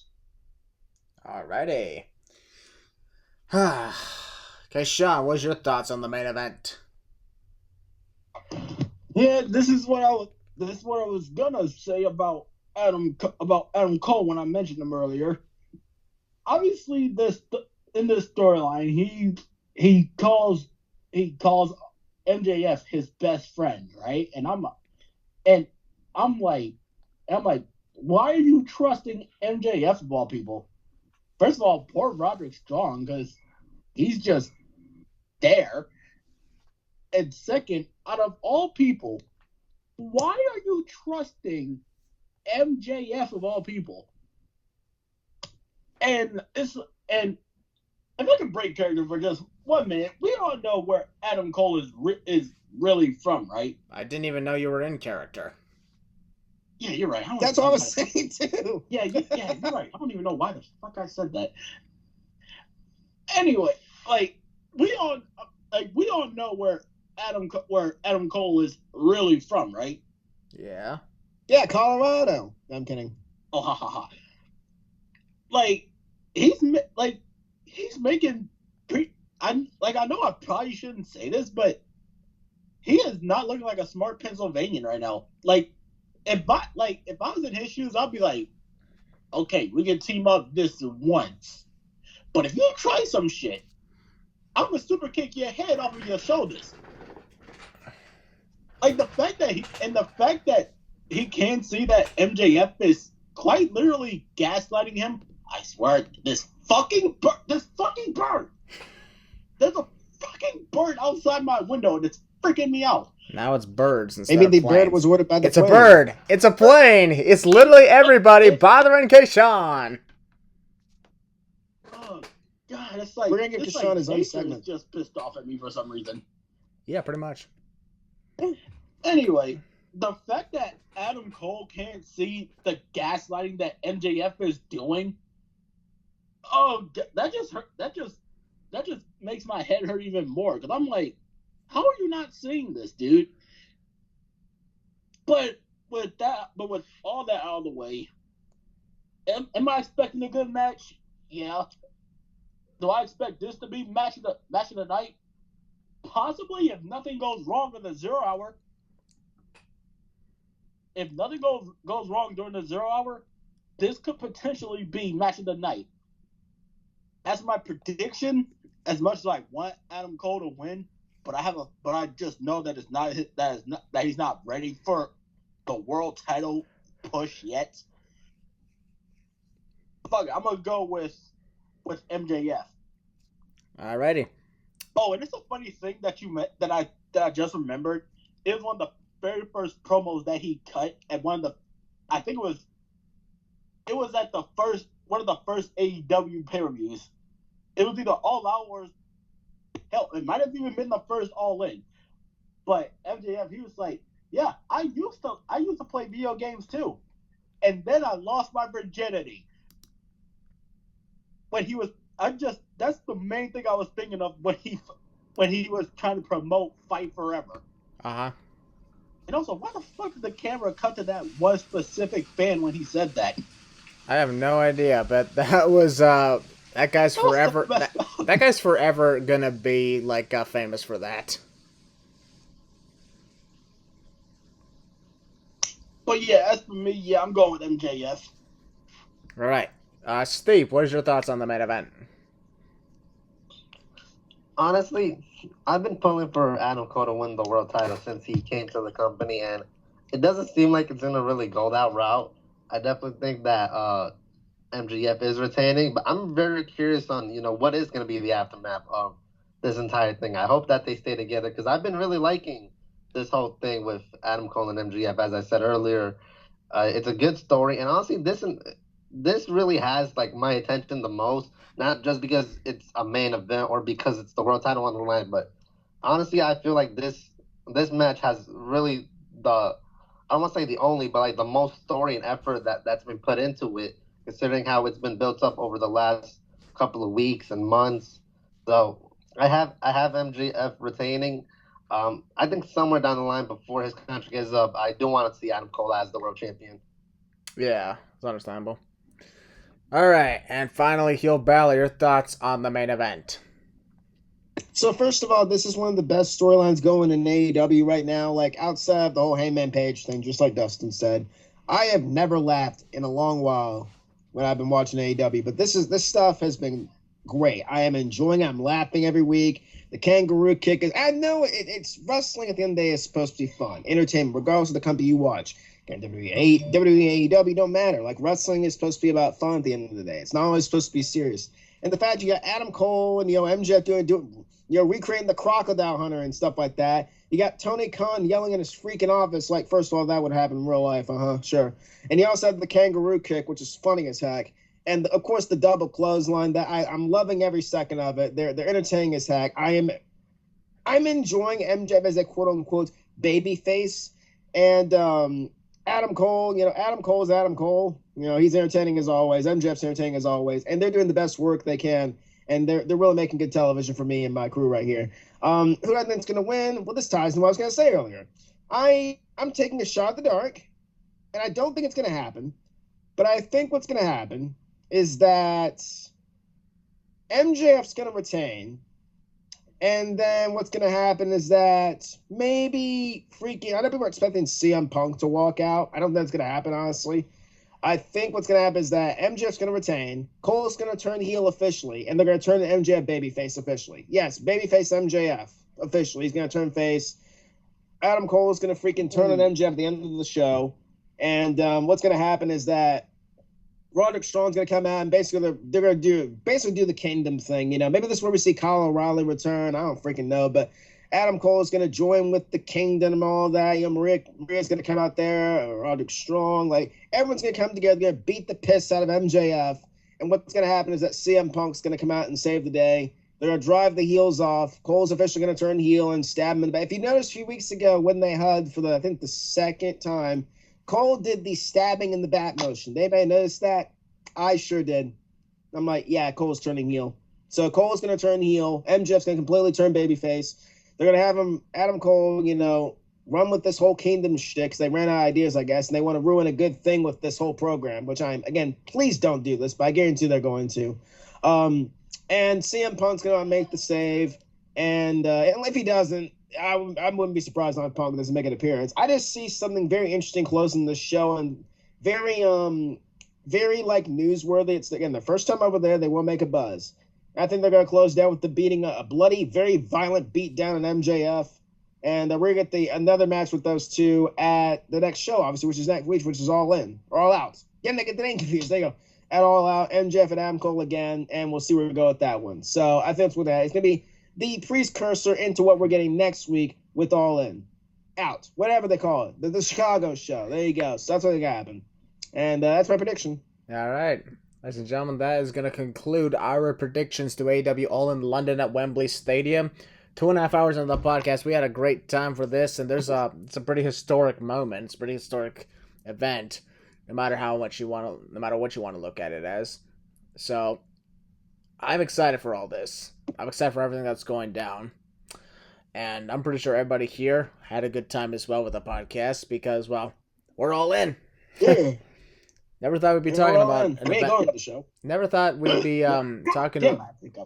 Yeah, never thought we'd be talking about an event like this magnitude before for anything that's not WWE. So this is a first, and I'm excited. Looking forward to everything we got in store.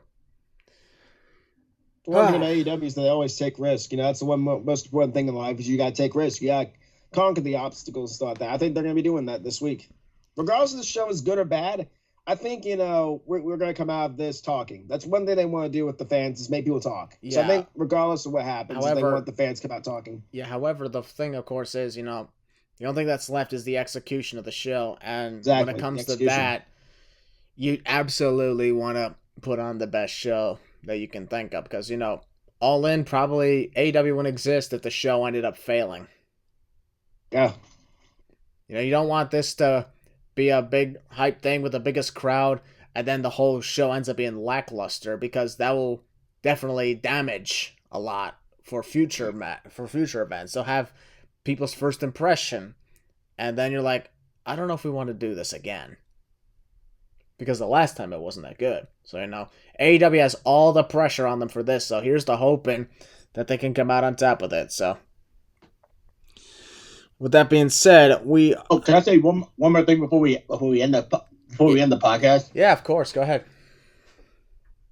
As I'm pretty sure everyone knows that been following the news since yesterday. All I have to say is, rest in peace to the legendary Funk. That's right. Yes, sir. Passed away at age 79. Had a good life. Rest in peace to the dope. Yep, absolutely. Hands down, one of the greatest ECW superstars of all time. Indeed. Amen. Amen, brother. Yep. And now, without that being said, folks, that will conclude our podcast for this week. Next week, there will be 2 episodes. There will be one for WWE Payback and the other for AEW All Out. Recorded separately, released on separate days. I will be at WWE Payback in Pittsburgh, so I'm excited for that. And where's the clock? Where's the clock? Sorry. Yeah, let's be thankful there's not an Iron Man match. Oh God, please. And no, I wasn't. I wasn't there. Yep. But I watched it. I'm like, oh my God! Of course they would do this. Yeah. I enjoyed it. It's Pennsylvania. What do you expect? I mean, of course you did. That's exactly what they would expect it out of you. Because exactly. But it was. Let's be honest. It was irritating. And Philly next year for Mania. My God. When it comes to next week's podcast for All Out, here's the hoping that there's at least something good to talk about. There's only 2 matches official right now. That's probably going to be changed to 15 in literally 1 week. Yeah. That's just going to be weird. Unless they're trying to put this as a 2-parter thing. All In is part 1 and All Out is part 2. I don't know. No, that's really what they're trying to do. Like, it's basically, this is the appetizer. And the main course is next week, if you think about it. And funny enough, I literally realized this yesterday. AEW and WWE have literally pay-per-views back-to-back within the next, literally a day after one another. Payback's one night, and then All Out's the other night. That's really strange. I did that yesterday. I was like, okay. Last year it was crazier. Last year there was Clash at the Castle one day, and then the next day was NXT Worlds Collide, followed by AEW All Out at different times. There were three pay-per-views in 2 days. And I lie. Oh my But god. you never heard of Robot and a Caveman sing. I hate you guys. Oh, we love you too. Exactly. All right, Heel Balor, you know what to do. All right, we're the Losers, and this is our lounge, and we'll be all in next week, I guess. Enjoy All In or whatever the Wembley show. Bye.